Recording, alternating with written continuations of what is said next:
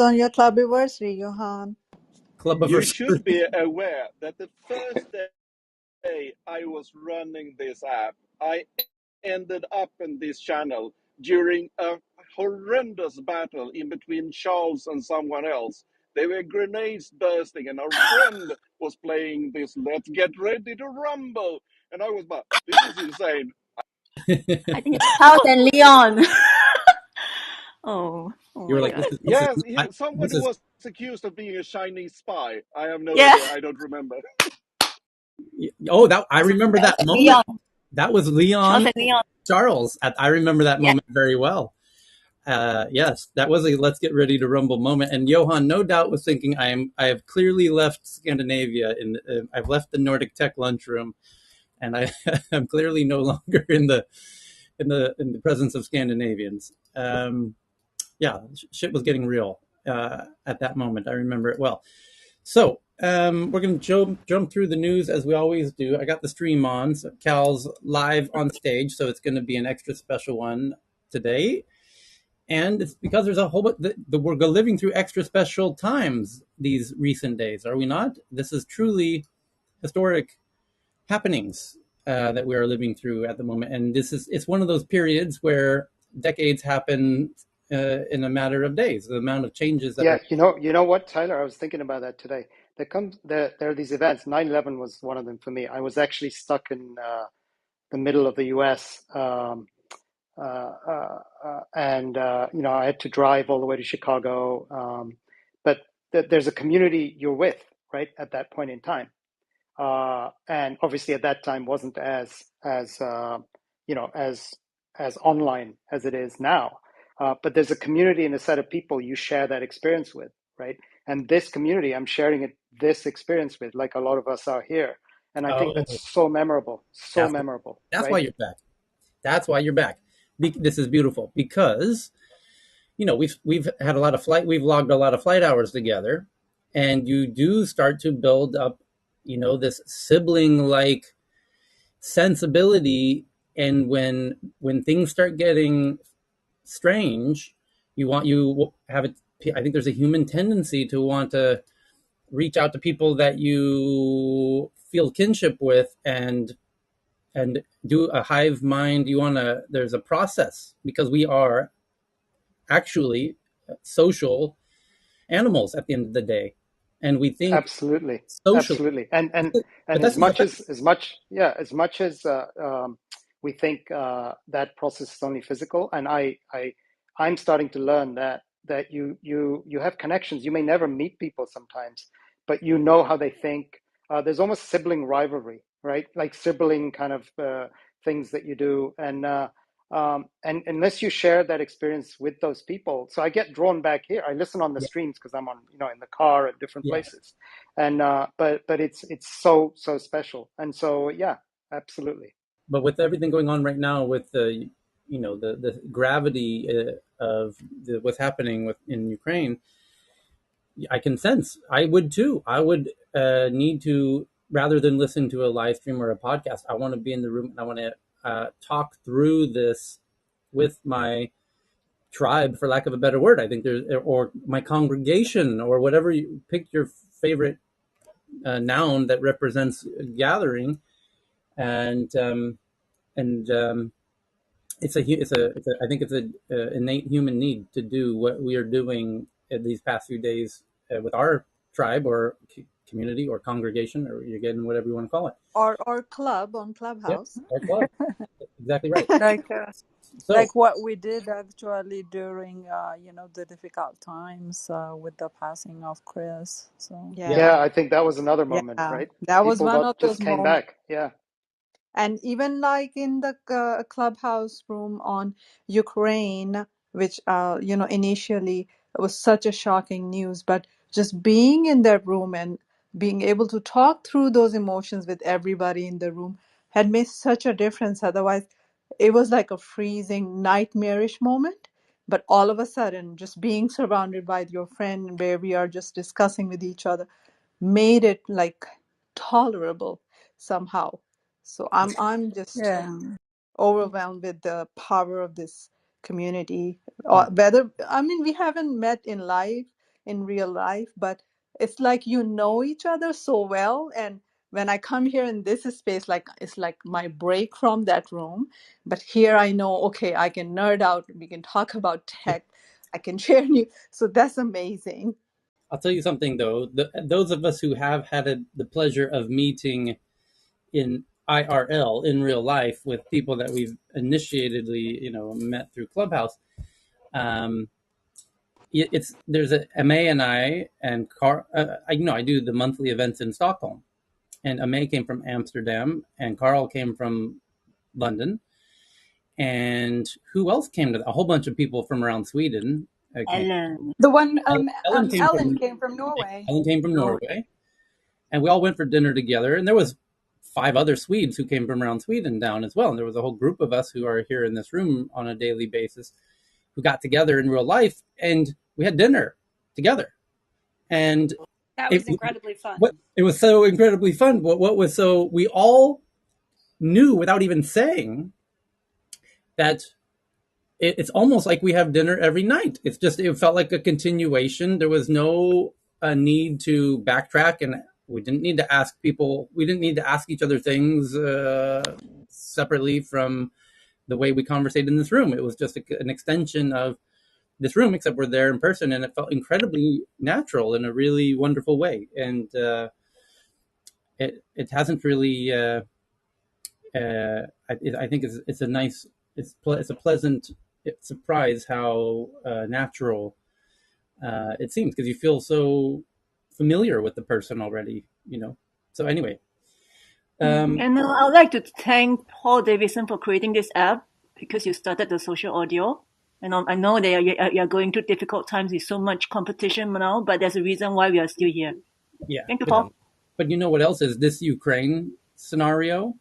I think is the potential, one of the proofs of this format is no doubt traffic is spiking in social audio rooms, because people want to get in and discuss and learn and talk through, and there's emotions and this social animal experience that is being a human being doesn't work in the text domain. I mean, text is great for many things, but my goodness, when emotions get real and intense, and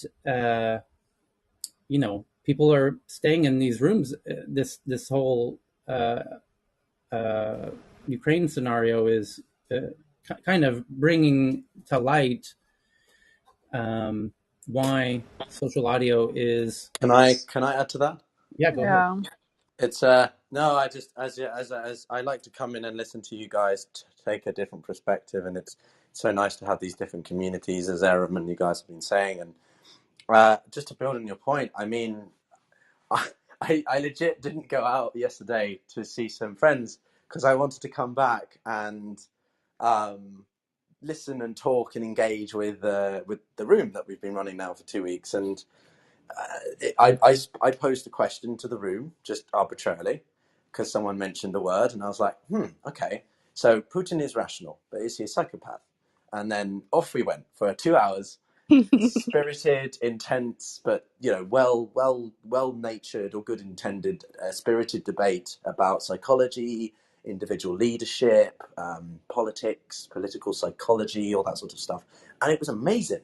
It was such a interesting way to spend the evening, and the room, we've had so many people coming in from Russia, from Ukraine, and I just don't think there's another way to really share this sort of information in such a sort of first to first method. I mean, Zoom is all well and good thing, but you need a camera, you need a bit more equipment. With this, you just need a microphone and a portable sort of device, and you can carry so much more weight in the way that you can communicate or convey a message. And the room, I've learned more from the room than I do from the news, and I'm the one trying to educate people on the news. So it's amazing. And the same with tech. Yeah, You and guys have done an they amazing were job here. also there were And also a just a minute. conversation about Putin's you know mistresses and some fun moments when we shared how to kind of get rid of him. There was fun as well as serious conversation. But I will agree with Pewter. Where else you have this capacity to talk with people from all over the globe who you don't even know, but they come into a room because of the title that appeals to them. So we already have something in common because they're coming in for the title. And then you start having a conversation on that shared interest. Where else you have this capacity throughout the world who are like people who are like-minded to be present in number of hundreds, providing their spatial like wisdom. And if they are like psychologists, psychiatrists, or politicians, or all walks of the world, they are all walks of the work they have, and bringing in this experience and talking with each other. Because I know before this app, most of the people I talked to were physicians. I could not have a conversation with this many different diverse group of people anywhere else. I have now a much more appreciation for this room, and some of you were friends who have been talking even off this platform. Is that I was in a couple of days actually. I was just exploring. I came back from Rwanda. I went to the Genocide Museum because, of the time. I was really depressed. So I came back and I said, I'm going to just unpack and start visiting rooms. And I was really surprised. Some rooms, reasonably big rooms, are like minded people. I'm pretty sure the topic brought them together. But it was sort of echo chamber in a sense. There was some misinformation, and I wanted to jump in and correct the record because I personally have knowledge about what was being talked about and things like that. It was almost impossible. So I was like, wow, it's like it is sort of like-minded people, but they were just sort of echoing to each other's point of views without actually having any sort of pushback or a different perspective, or even sometimes giving credence that there could be some other opinion out there. So yeah, that was the other part I actually learned. I mean, I knew about it, but I was surprised because I don't normally go to different rooms like that. So I was a bit surprised as well. That those are some of the drawbacks as well. Okay, we got to get into the updates that's happened in the past 24 hours, and as we've done every day for the past 10 or so. Let's start on the topic of Ukraine. Okay, Tyler, before you Yeah, start, do you still want to create Creator Space? yeah, we'll get into that in a second. But I wanted to the things that I'm aware of that have happened in the past 24 hours, notably, is Uniqlo has done a 180 and is now going to leave Russia due to ostensibly. Temporary suspense operation. Well, I don't know how temporary it can be because one of the other Lol. developments is that Russia is now saying if you do shut down, we're going to take over your business. We're going to nationalize anybody who leaves, like McDonald's, the oil companies, and everything else. You can kiss all of your assets goodbye. Remember, I told you that was going to happen. Yeah, and I remember thinking, yeah, you specifically said which category was it? Yeah, you suggested the point of nationalization. We were talking about Cuba because that's what Cuba did, right? That's what Fidel did to the oil companies in Havana. Yeah, I anticipated it could happen across the board, but specifically things like, the Apple Store and those Right, kinds of things as well. precisely. So they've now thrown down that gauntlet. And by the way, that led to a really interesting DM chat between Cal and myself and a few others about because Cal was running Best Buy in China and or Asia for that matter, but particularly China, where Best Buy went into China. Cal was running Best Buy China, and they decided to leave at some point, and that's a very delicate issue when you leave a country that is very focused. How do I phrase this, Cal? It's not an ordinary place to do business, and it's certainly not an ordinary place to suspend doing business. And you have to. No, it's one of the toughest experiences anyone can have in their careers. It's because you're managing so many different stakeholders, but you have this delicate balance, right? That you, especially if you're a retailer in the U.S., you want to buy products from China for your consumers, but then you're doing business on the ground, and you have so yeah, lots of complexities there. But yeah, it was a nice chat. Did you see the last thing I sent? It was about yeah, uh, the sense I got with the Uniqlo thing is that these guys are a lot of people find they can actually preempt some of these risks if they're very, very smart. And I think the smartest players, De-risking. yeah, that they're actually de-risking way ahead. Yes. And so structurally, Doug McMillan's been de-risking. And what I mean by de-risking is doesn't mean you remove your presence altogether, Right. but you are able to remove it very quickly. And I think you see a lot of people have done that in Russia, and a lot of people haven't. Well, Right? here's what And you're yeah, touching on, though, and by the way, we should let people in on the essence of the origins of our chat was the point that because of what's happening in Russia, you might now start seeing the big companies, the McDonald's and Coca-Colas of the world, start thinking about de-risking their positions in China. So, as Cal is a uniquely experienced voice on that very specific issue. So, and the delicacy with which that must be done, because they're watching very, very closely, and um, it's a really interesting moment right now for big companies who operate internationally through this decoupling, as many have called it, and yeah, especially with the if you nationalization. there's a very quick thing on that. I don't want to take up the discussion here with our chat there, but just if people want to, here's the thing: there's a if you're lucky or reasonably insightful earlier enough, you you uh, you you own a local business that the government likes, and the government, in our case, sold to us, which was a local retailer, and so you actually own that. It's about 150, 200 stores. So we own that business. And then when you bring your brand, which has a different, your brand goes with a business model which might be different, right, in that country, and it has a global kind of reputation, et cetera, et cetera. But so if you own a business there, you don't really take a lot of risk with your reputation if it's a different brand.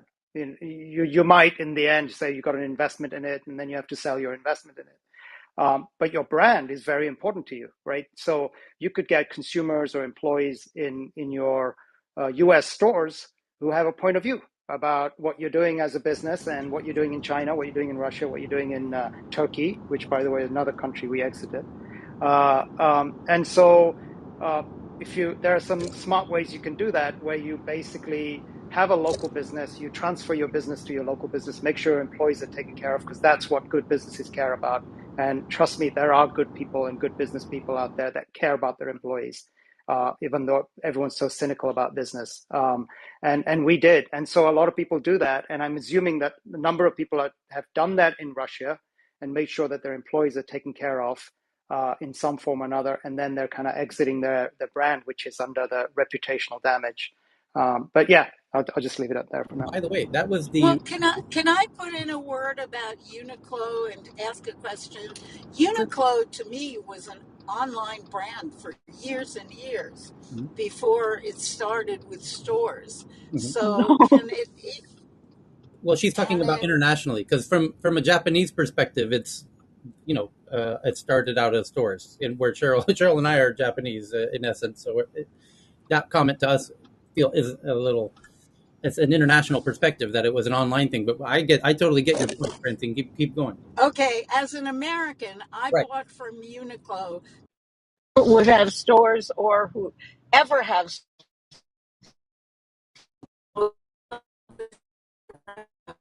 Uh-oh. You're in the matrix, In the Francine. matrix. Couldn't hear you. So if she is in the matrix, I can just add to the point of taking care of the employees. The news came out of Ukraine. Oh, We'll come back to you, Francine? Francine. We'll come back to you. Let me just make a quick comment on Uniqlo. That 24 hours ago, when we were here last time, the headline was he was defending the position, the CEO of Uniqlo was defending the position that clothes are a human right and that Russians have a right to clothes, which is a difficult argument to defend because Cuba has no trading with no retailers of any kind, and I've been there, and they all had clothes. Interestingly, so I don't know that. I mean, Russians know how to make clothes, for Christ's sakes. It's almost like condescending to the insulting to Russians, as if they're not going to figure out how to dress themselves if Uniqlo shuts down or something. It's kind of comical. But to Russia's point about nationalizing the businesses that do leave is about the jobs. That's the defensive point that they were making is that McDonald's employs 63,000 people, and they don't want to see those jobs disappear. You can empathize why. So they're going to throw in a big burger or whatever they're going to call it, as did happen in Crimea when the McDonald's in Crimea shut down. It instantly turned into somebody knows what it was called, a McBurger or a Big Burger or something like that. And they flip the logo upside down, and it's the golden arches becomes the golden whatever, and it's almost like coming back to America, that movie. Right. They'll call it McDowell's instead of McDowell's. McDonald's. Yes, exactly. Anyway, so that, by the way, somebody should do that. I literally make McDowell's in honor of that movie. And yeah, so I can understand why they want to replace all of that. There was another headline that came out today on a similar point, which they also said, as you might know, a lot of airlines don't own their planes. They lease the planes, right? And that's particularly true of a lot of the Russian airlines, like Aeroflot. They're leasing those planes. And the governments, the companies who actually own the planes are now saying, we're not going to be able to lease those to you anymore. So bye-bye planes. And Russia's saying, not so fast. If you're going to insist on taking those planes back, we're going to keep them here.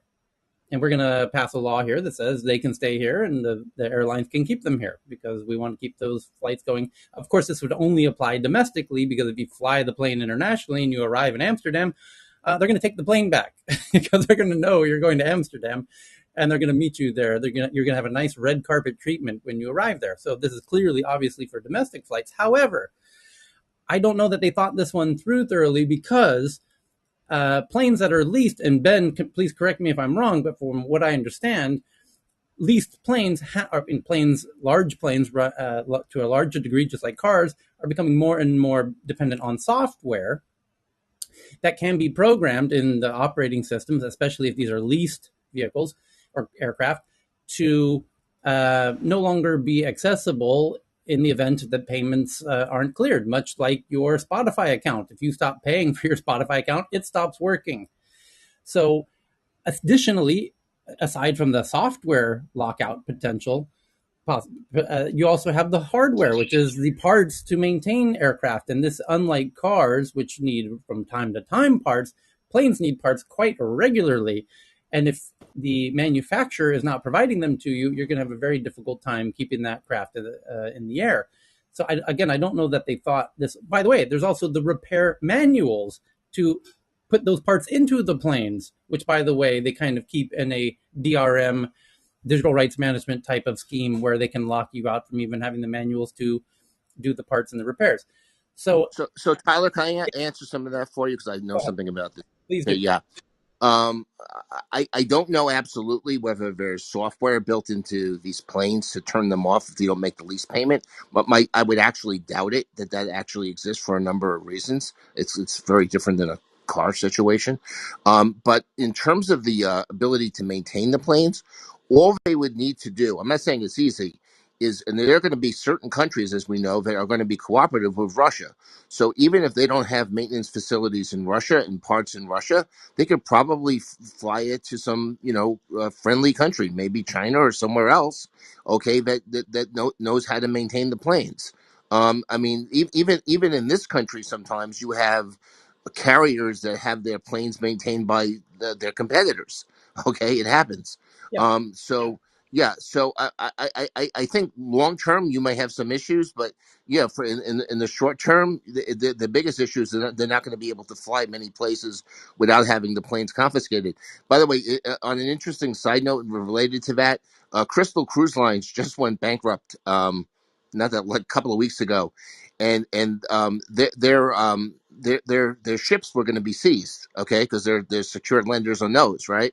So this was kind of stupid on the lenders. They got a court order in a Miami court to seize the ship when the ship returned to Miami, and Crystal got word of that because they got notified. They had to get notified that there was whatever.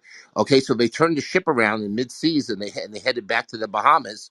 Okay, because there was a U.S. Marshal waiting to take the ship in Miami, so now the ship's in the Bahamas. Okay, I have another point I want to share real fast on the Uniqlo point. First, I want to ask Cheryl and our other Japanese friends who might be listening in the audience, is there any additional local context that was given in Japan natively or domestically about the Uniqlo change of decision? Because that's very possible that it was done in Japanese to NHK and if we could do our best to do an accurate translation of that statement from Japanese to Japanese for you. I think that would be very interesting to hear what he said in Japanese to the Japanese press specifically, because then you're going to get a very accurate sense of his real point. Secondly, I had a conversation with the second most senior person in all of H&M about in the past 24 hours since we met last time, who is a dear personal friend because, very strange scenario, as some of you might know, I have an event coming up on March 23rd in Stockholm with Sequoia Capital as my special guests live on stage with a large auditorium audience of several hundred people. They just emailed me to say they need to reschedule. I said, oh shit. So who can I get on short notice, because it's less than 2 weeks away, to, by the way, so practically sold, the event is practically sold out as well. So who do I call to jump on stage? And so I pinged the CEO, third heir of H&M, Carl Johan Persson's office, and said, how about we get on stage and talk about, because Carl Johan Persson, the kind of heir of H&M, who just kind of handed over the reins of being the CEO, he's become one of the biggest active angel investors in tech in Scandinavia, along with Bjorn Magnuson, who's his right hand, who's doing those deals. And Bjorn's been with him, Carl Johan Persson, from the beginning when he started at H&M, which he took from his father, which he took from his grandfather. So Carl's brilliant. They've been doing brilliant deals. Anyway, I said, do you want to jump up on stage March 23rd to fill in for Sequoia? And they said, there's all this Ukraine stuff going on, and we just pulled out of Ukraine, and it's a very sensitive moment for us right now. And I said, I know, because we were just talking about this in tech news yesterday, about how Uniqlo wasn't pulling out. H&M, we discovered, did, even though H&M has more than three times the number of stores, 167 versus 45. 167 H&Ms in Russia versus 45 Uniqlos. We also noted that Zara has also pulled out, and that I assumed is why Uniqlo didn't want to pull out, because now you've got your two biggest competitors out of the picture, and it's time to make hay. But to see them change in the past 24 hours, it would be interesting to analyze that. But I imagine logistics would play a part in that decision, and it might have turned out that for other reasons, there's probably several variables in that equation of figuring out whether or not you stay and do business. It's not simply a matter of will. There's other very important factors with regard to logistics. But there's also a backlash Sure. from consumers around the world, right? So Exactly. that's been growing quite a lot here in the UK against them. That's also what I wanted to ask Cheryl and our other friends in Japan is because by the way, there was, what was the other major Japanese brand? Sony today announced with the Xbox that they're going to stop supporting games in Russia. And there's a lot of other major Japanese companies are Yeah, joining the Nintendo is not right, going to send anymore, and then right. Hitachi, Mitsubishi, and a lot of those. Yeah. Precisely my point, which is America obviously has lots of huge brands. Second to America, believe it or not, Japan has an impressive number of huge brands that everybody uses, and they are joining in this, trade blockade, so to speak. And I wonder, Cheryl, if you could Does give kind of the does on the this ground. cover Adidas? Okay, I'm not sure whether Uniqlo actually has pressure from their government to change the decision, but there is an article today that's I just DM you, Tyler, that Japan was angered by Russia's tariff-free zone on the dispute islands. Remember, in the north part of Oh, right, Japan, that's right. there's 4 dispute islands. Yeah, So and apparently, Russia kind of signed into law a bill establishing a tariff-free zone on 4 Russian-held islands claimed by Japan. right. So So this is just today. I happen to know a little bit about this. There are Japan itself is a kind of a bit of an archipelago, meaning there's a ton of little islands off the top of Sapporo, and there's a whole chain of little islands off the south of Nagasaki, going towards Taiwan, Okinawa. Okinawa. Thank you. So the those little islands get disputed, and in the case of the South China Sea islands, they get disputed with China. In the case of the North, they're disputed with Russia, and Russia's even settled some of them. They have people living on them, and Japan is now reasserting its claim to those islands because it's, by the way, far closer to Japan. I mean, it's right off the coast of Sapporo, quite not that far, not that close to Russia, in mainland Russia. So it's a little peculiar that Russia even attempts to claim these when they're so much closer to Japan than to Russia. Anyway, so in this moment of conflict, um, Japan's taking the opportunity to reassert its claim on these islands off the coast of Sapporo. And so the article that Cheryl shared is that Japan is angered by Russia's tariff-free zone on these disputed islands. Russia's trying to make a tax-free, duty-free zone out of these islands that Japan claims as their own. So that's one of the articles. And by the way, that's how world wars get started, just historically, is people take advantage of these distractions and start making geopolitical moves that they've been waiting to take advantage of. And they start to snowball and cascade. And I get the sense that, Chris, you're wanting to jump in. Very briefly, so 1904. This is when we still right at the end of the Tsar and the aristocracy with stuff, and you start having going into the Bolsheviks. A lot of the conflict for that actually started because of these islands between Russia and Japan, and they're saying, "Hey, we'd like to build a railroad going over here, warm water ports," which actually is very much echoing kind of the modern day version of things. And Russia got its ass kicked. They thought they could kick out Japan because they had, on paper, they had a stronger military, but Japan was, freshly armed by the British and Western powers, and that was a big thing for them. They wanted to flex a bit. The fact they did so badly in that actually was one of the things that eroded the legitimacy of the government. And there was a huge changeover that happened from that.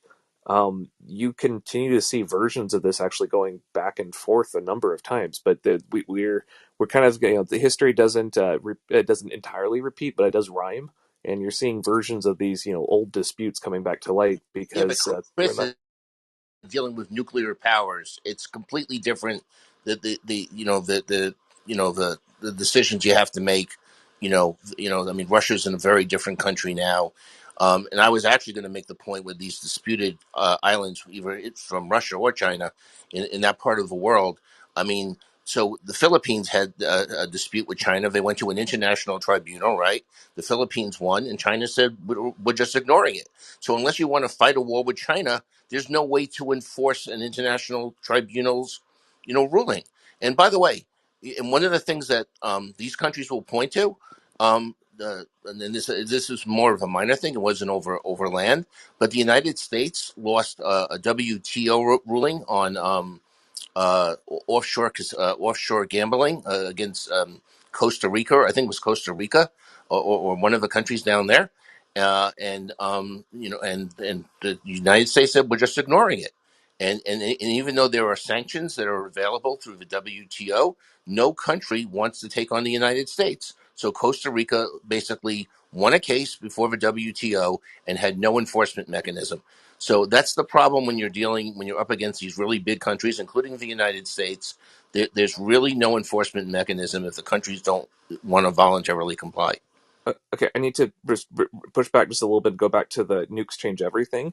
Nukes do give you the ultimate, end option, but warm water ports are very important to understand in Russian history. The thing about a lot of things happening at current events is they're very difficult to understand without getting some of the historical context, and this is a big one. If you don't have warm water ports, you don't have a navy. Uh, if your port literally freezes over and it's only useful like a month or two out of the year, then for the majority of the year you aren't able to supply your naval groups. 90% of global trade goes over physical boats that go over the ocean. If you don't have a navy, you can't assert control over whether or not those are trade routes that are protected under your geopolitical interests, or whether or not they're protected from pirates, or whether or not they're taxed in a certain way. So the ability to exert naval control is very much commensurate with being able to enforce global trade. So whether or not there's nukes in play or not, there will always be, as long as there are boats on the water, which, there's been that since, dawn of civilization. It's likely to be even in space travel in the future. There's going to be some sort of naval equivalent on the oceans of Earth.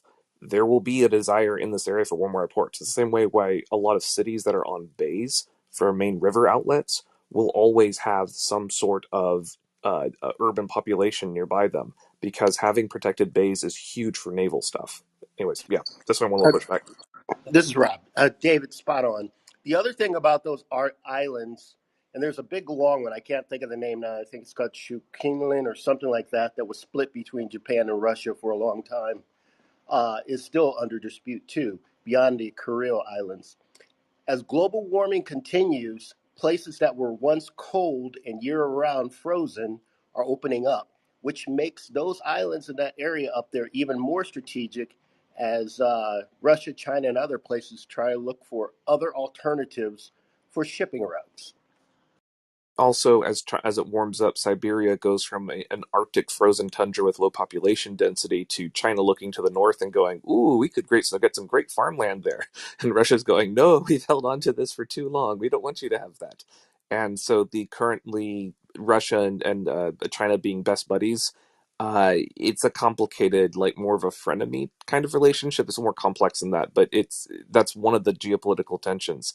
If you look up the headline for Russian troops on border, just as a generic headline, and you look farther than the current things of the last month, there's some fascinating headlines from 10 years ago when there was a bunch of Russian troops on China's border, and everyone was freaking out because both countries had nukes, and they were really upset with each other. And China was saying, like, well, we would like to move north, and Russia was saying, no, don't build those on our border. And yeah, they had some fun meetings. They had a kiss and make up kind of thing, and a year or two later they're doing military drills together. But it's shocking how much these headlines have very strong historical parallels. And one other historical thing, since you brought that up, a lot of people are all focused on Taiwan, but if you look at history also, land-wise, there's a good portion of what is a part of Russia today on the east that used to be a part of, I think it was the Ming or the Tang dynasty also. So you never know if those claims come back also. Okay, well, and there's, just for those who don't know, population-wise, that border that's shared in eastern Russia, northern China, you have tens of millions of people on that border on the Chinese side and practically zero on the Russian side. Yep. So Russia needs to be rather delicate diplomatically about how that gets dealt with. China also has some really cool solar greenhouses. You ever look them up? It's terraforming technology. It is so freaking cool. It's very basic.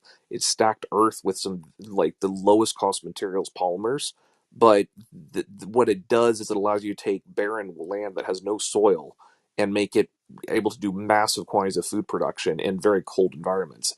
Shockingly cool stuff. I'm actually kind of excited about that.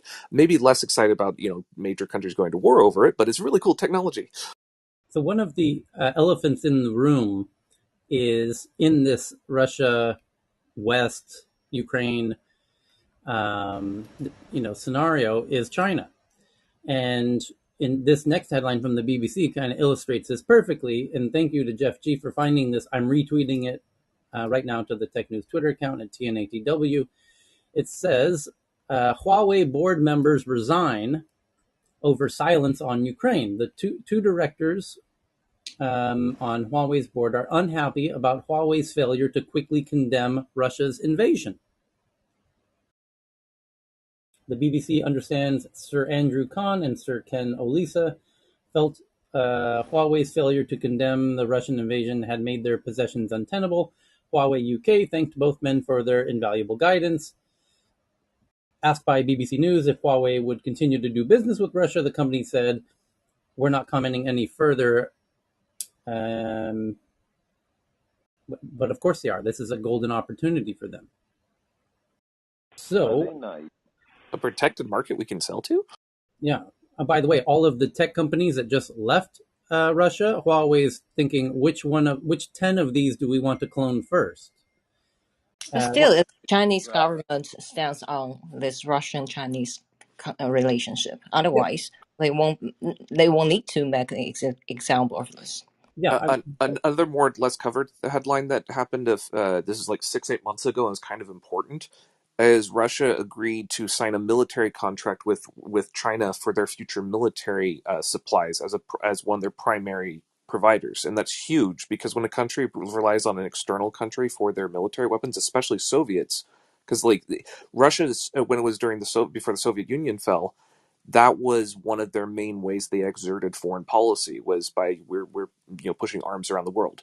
NATO and USA have similar types of things with like ITAR for pushing Western military weapons into different areas to exert geopolitical pressure.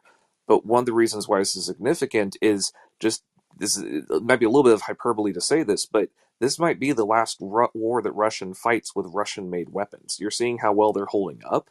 The manufacturing and that they're doing and the technology level that they have, the next time they go into a conflict 10 years from now or so, it might be with Chinese provided gear, which completely changes a lot of the relationship of what that might look like. So just a weirder element to be watching for.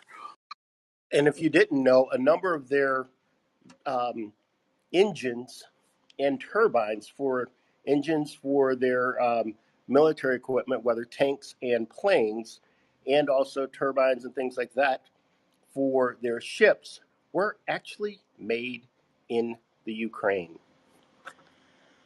Okay. Yeah, Ukraine provided a lot of technology and weapons to China before, so that's strange. Actually, talking about, I was actually referencing Russia. Sorry about that. I mean, Ukraine's the port, so I mean that makes sense. I mean, where they're going to get from St. Petersburg otherwise? I mean, it's yeah. On the port issue, this is why what's happening right now in Ukraine is of such importance because of Odessa. If the southern border, where the ports of Ukraine are clearly a strategic focus, and it appears to be that Russia's obviously understands that and is now starting to make moves on Odessa, which is of great concern because if they take that over, then Ukraine becomes landlocked. And that is perhaps even strategically more important than taking over the capital.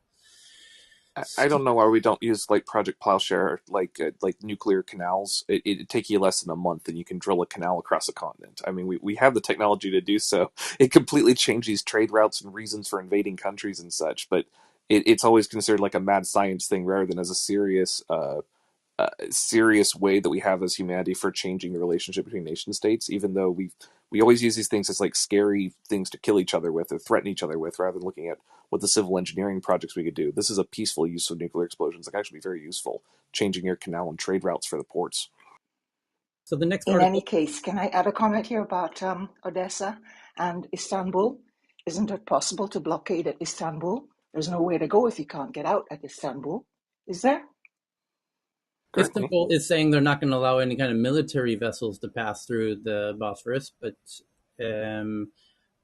yeah, you have an interesting point that Istanbul does have a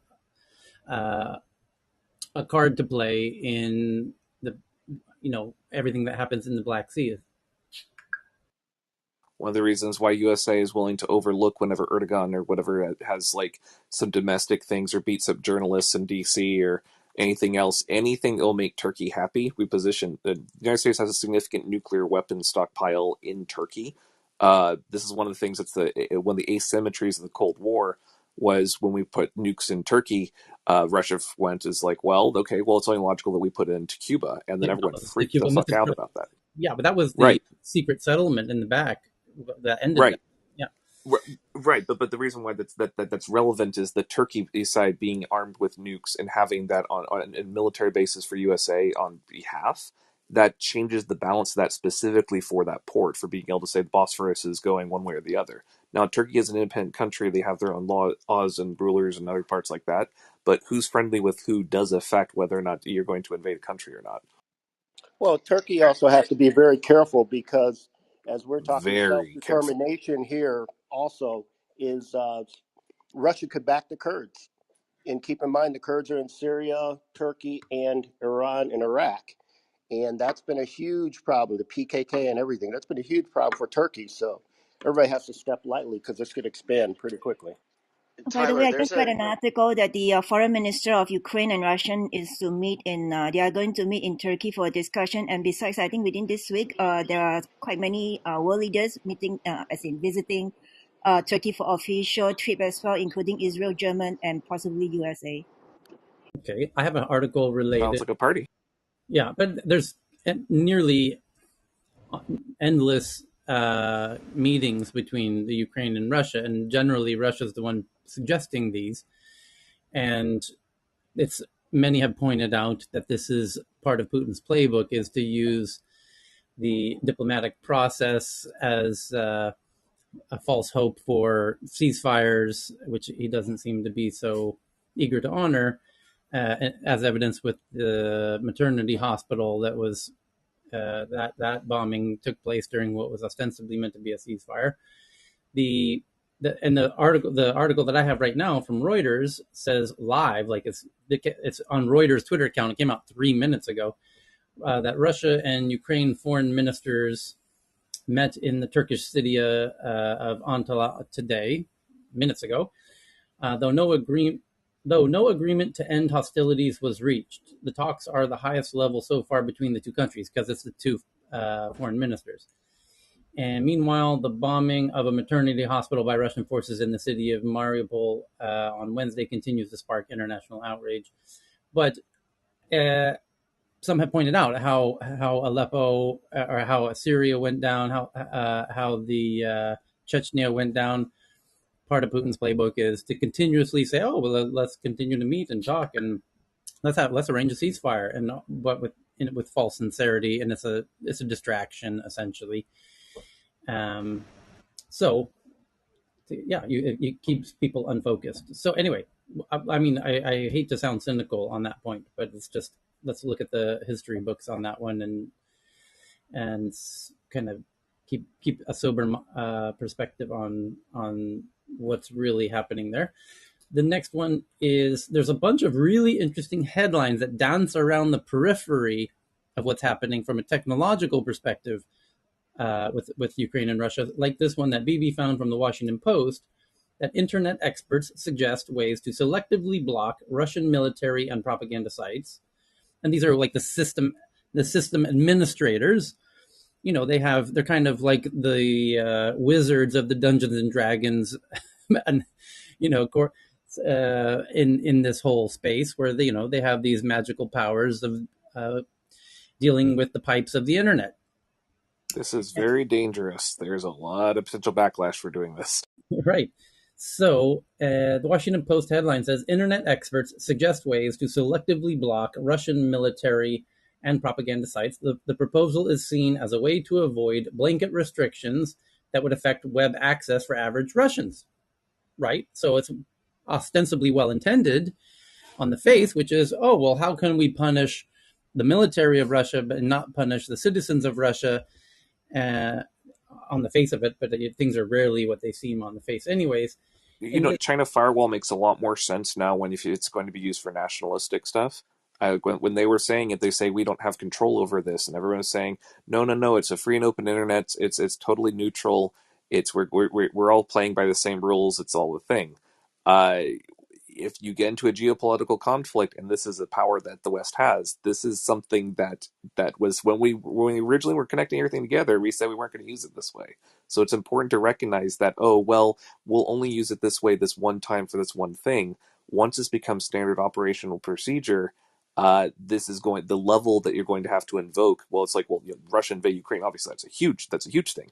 What you're going to see if this starts being used in this way is it's going to be used for lesser and lesser offenses until it becomes just a we don't like you kind of thing. I've seen it happen in so many other fields. You're going to see it happen in this one too if they cross this line. It'll be interesting. Yeah, the article here gets into some interesting points.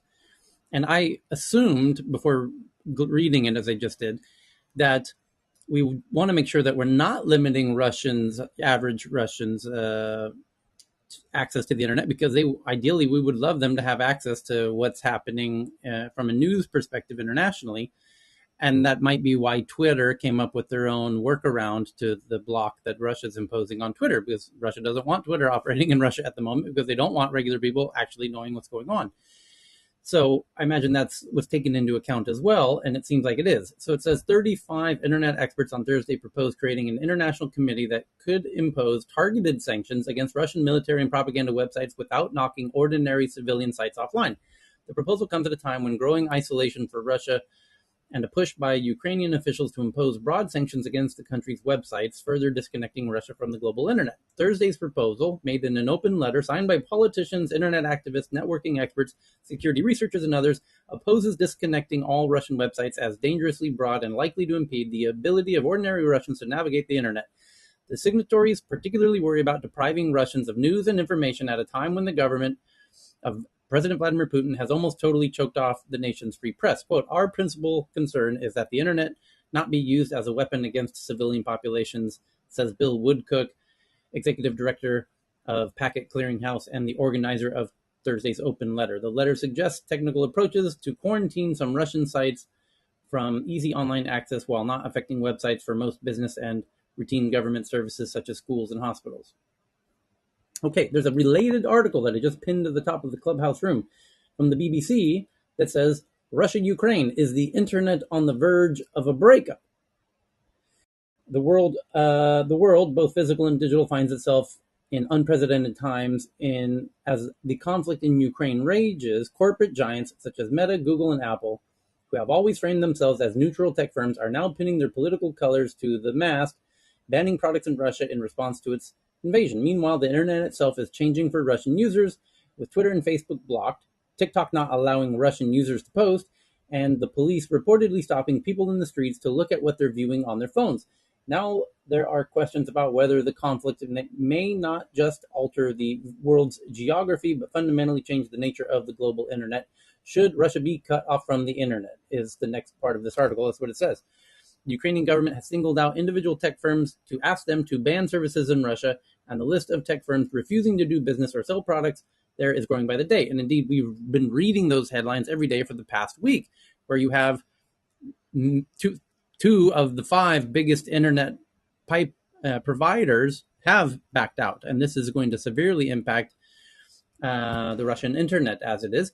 And we have to assume China is seeing this as ostensibly a sort of opportunity, because China uniquely has sort of its own separate internet that Russia might find interesting as well, because those governments share a perspective of wanting to control the information in both of those areas. So to be continued. Tyler, yes?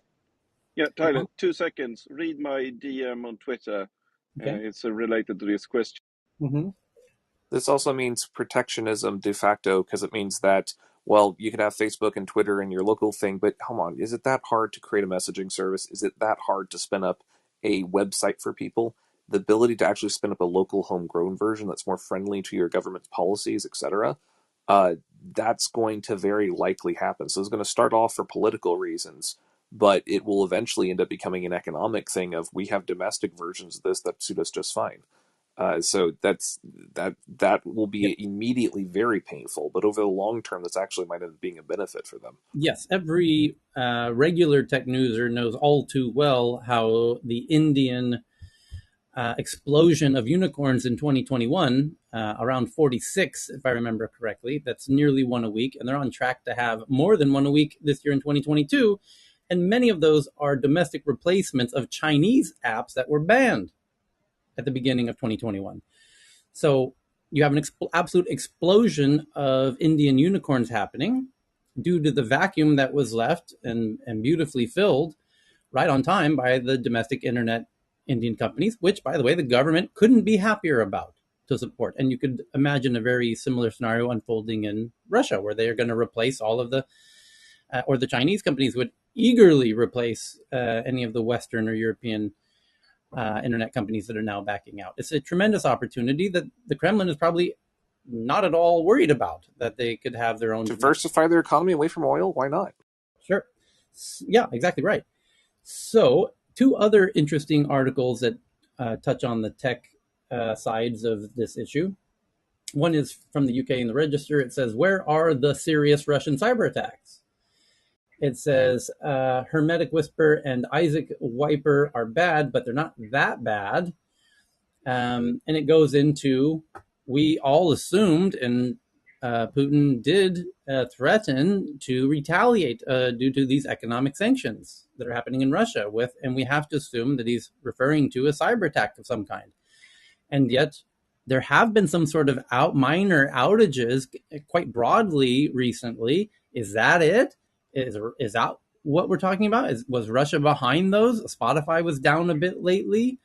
Was that due to some kind of DDoS attack on behalf of Russia, ostensibly?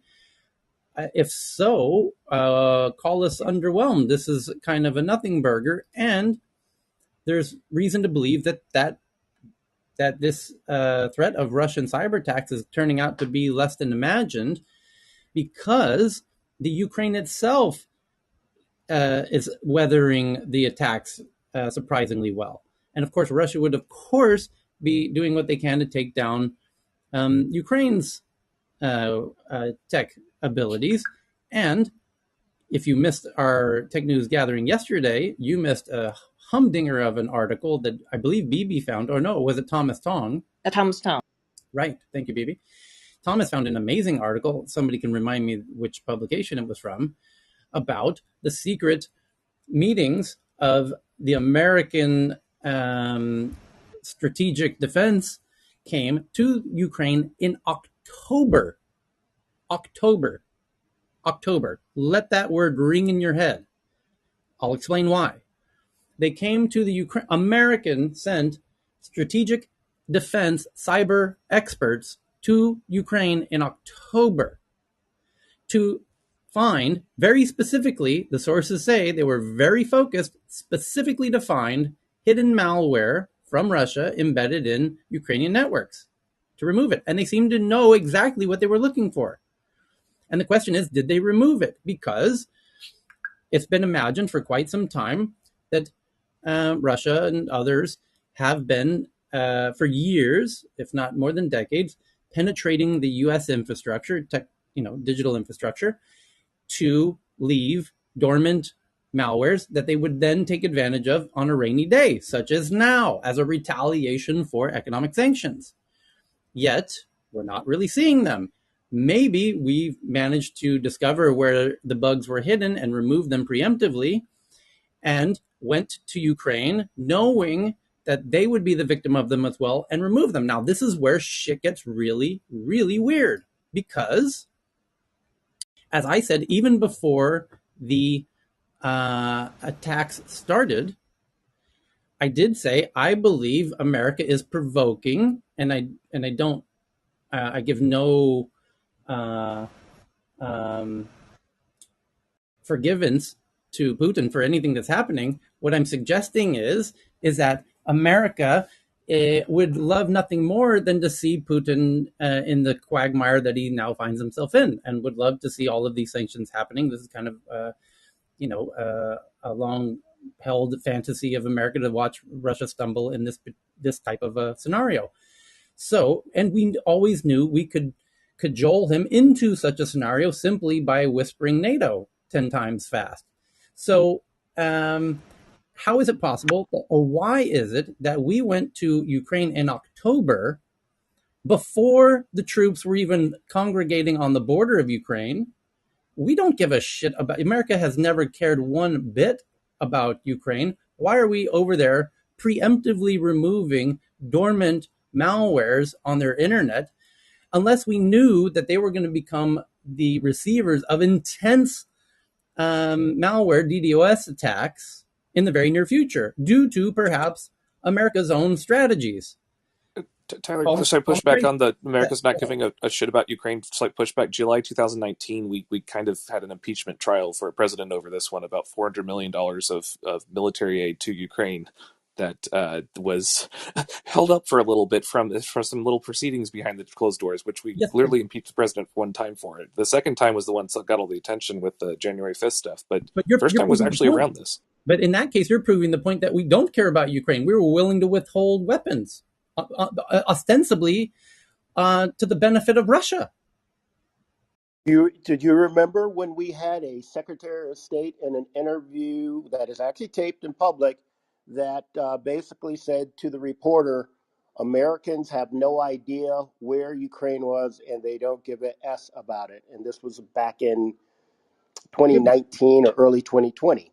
And this guy's actually plans on running for U.S. Senate someplace. So I think he's going to have to eat his words. We should have flags with the place in the globe the flags are. I know it'll be controversial because the borders change all the time, but at least help with the geography. Just a minor thing. I think it'll be Anyway, fun. Wait, on this article, Tyler, this is very interesting. When did it get reported that they went there in October? the article Just recently, or Tyler, I yesterday. DM you the link. Maybe Okay, you thank can. you, thank you, baby. I no? got I it. just want to know the timing of that, just I quickly. got Is it. that I got it just so right that, yeah, I'm going to pin it to the top of the room. It's from Financial Times. Here it yeah, comes to the top of the room right now for you, Cal. It says the secret U.S. mission to bolster Ukraine's cyber defenses ahead of Russia's invasion, meaning before the invasion. And the question is, how far before? Was it when right, the Russians right. were on the border or even before that? Because if it was even before that, then that implicates that America knew Russia was likely to do this before even Russia knew. Because, by the way, the soldiers didn't even know what was happening until they were actually in Ukraine. The generals, Putin's generals, didn't reportedly didn't know what was going on until it was already in motion. That he kept this the best kept secret of his career. So if that's the But case, Tyler, hold on. it, Here's the important part. Here's the important part. If Putin managed to keep this so secret that even his closest generals weren't aware of what was going on until very recently, it's not possible for the American intelligence community to know that it was going to happen in October when this was going on. That means, let me connect the dots for you, that we knew it was going to happen before Russia knew.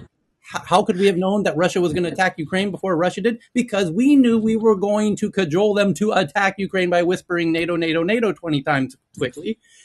And that goes back to my point that I said before Russia ever did attack. I said, you know what I think's happening in the back end? You know why I think Russia's congregating on the border of Ukraine? I think because we are intentionally provoking them into a conflict that we know is going to be very bloody, going to be very costly, and likely be the death nail of Russia itself. And I not say, you were in the room, correct me if I'm wrong, that this would quickly lead to the mother of all sanctions and that the Ukrainians would fight to the death. Did I not say both of those things before the invasion even began? Tyler, I agree with that, but isn't it a bit strong to say we knew? I mean, governments prepare for a full range of scenarios, from very likely to very unlikely, from best case to worst case. And couldn't they just have been doing it, thinking we don't know how likely this is, but we're going to prepare for it anyways? No. My point is, we knew they were going to come because we knew we were going to force them to come. We were going It to. was our strategy. It It's was our the U.S. strategy. strategy. That's what you're saying. Yeah. This is our No, I get that. strategy to sabotage Russia. We found a way to sabotage Russia that costs us nothing. Tyler. By the Tyler, I way, sent to by the the back way, channel. we have the same strategy for China. It's called Taiwan. As soon as we can get TSMC out of there, we can whisper Taiwan sovereignty, independence, independence, independence. And China has made it abundantly clear if anyone whispers the word Taiwanese independence, they will attack instantly. But now they But know, we don't Tyler. know You that they'll said it. fall for it, right? Can I They, add a they bit don't of have a choice. They have no choice. Even if they know that we're cajoling them into it, they cannot refuse if America says vocally out loud in the UN General Assembly, we now formally recognize Taiwanese independence. China has no choice but to attack Taiwan. to save face and also to show that they're not afraid and to show strength. I think that's kind of a few key considerations there. By the way, And also recently, Tyler? sorry, the go ahead. big concern of China attacking Taiwan is that if they did it on their terms, meaning they hold the starter pistol, they could, the analysts have done the simulations. They could do it in 30 minutes with jets coming over because the jets are flying over every day.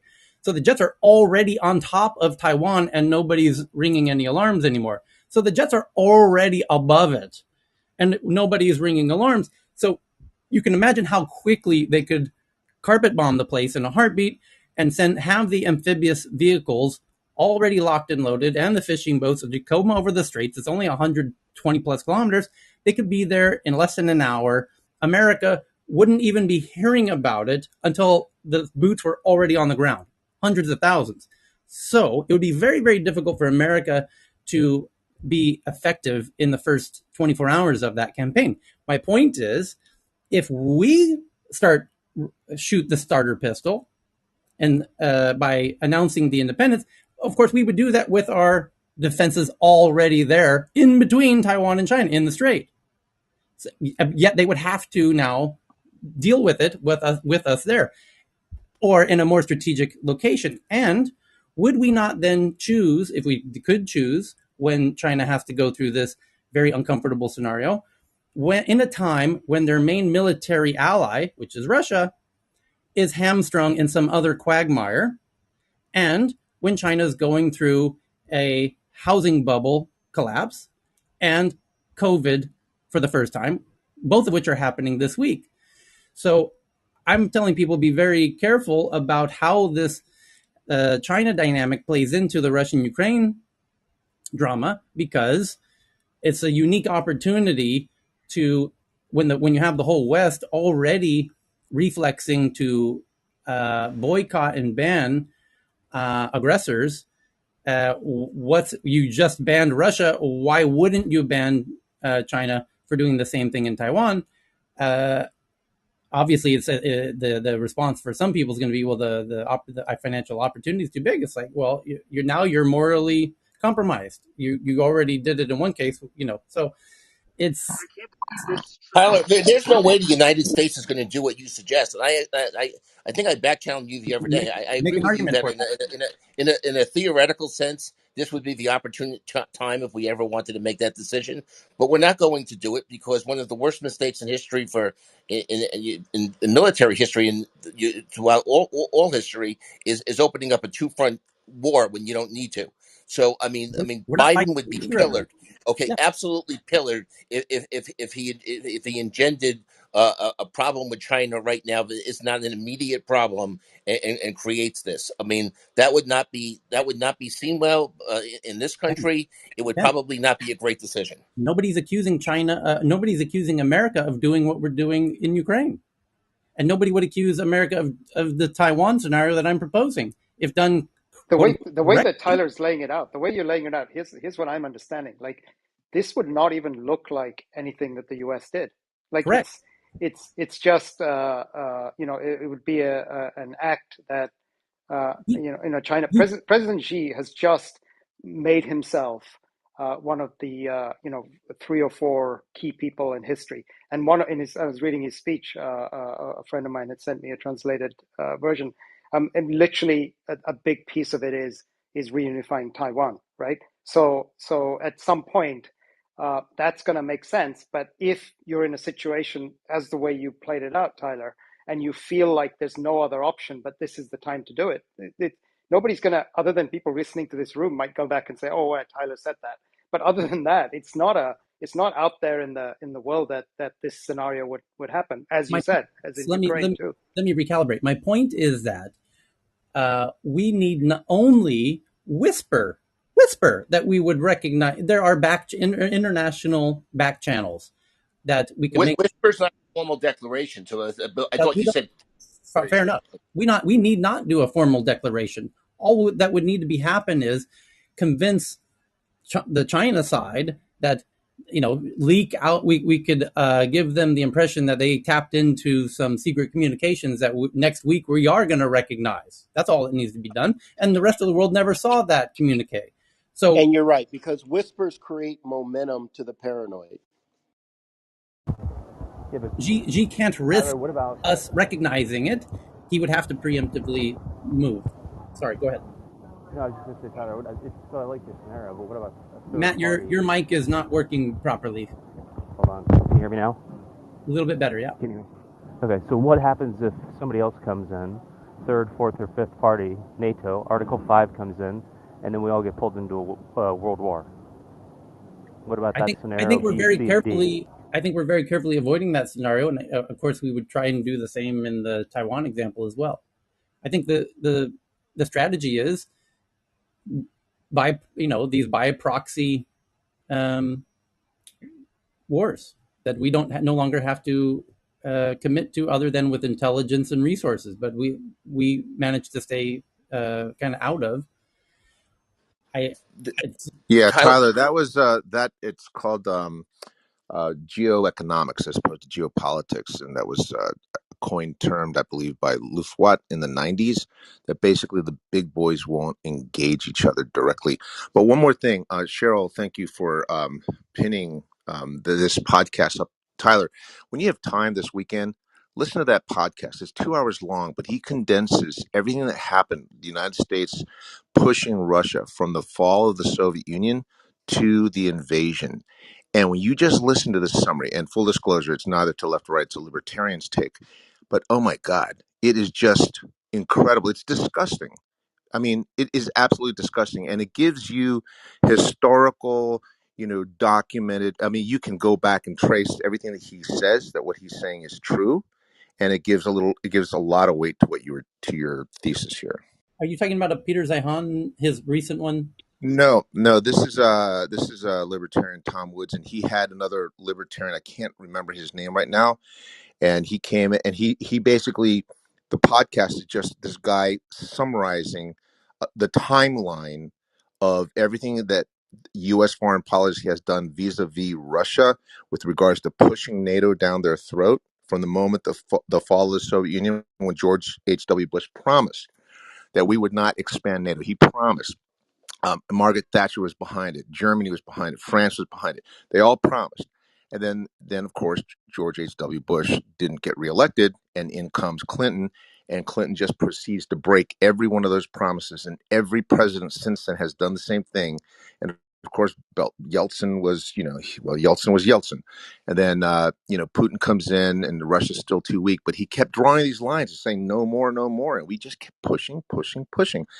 So if you read this, it's 2 hours. So you're going to have to get your coffee and all that stuff, and a nice relaxed moment on the weekend.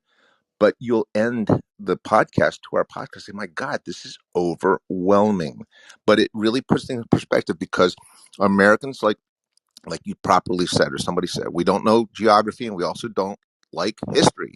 And this is only 30 years back, and we've already forgotten the things that we've done. It was the fall of the Berlin Wall, and part of the deal was we will not expand NATO east of the Berlin Wall, essentially, which we've done 36 times, as Putin's very fond of reminding everybody.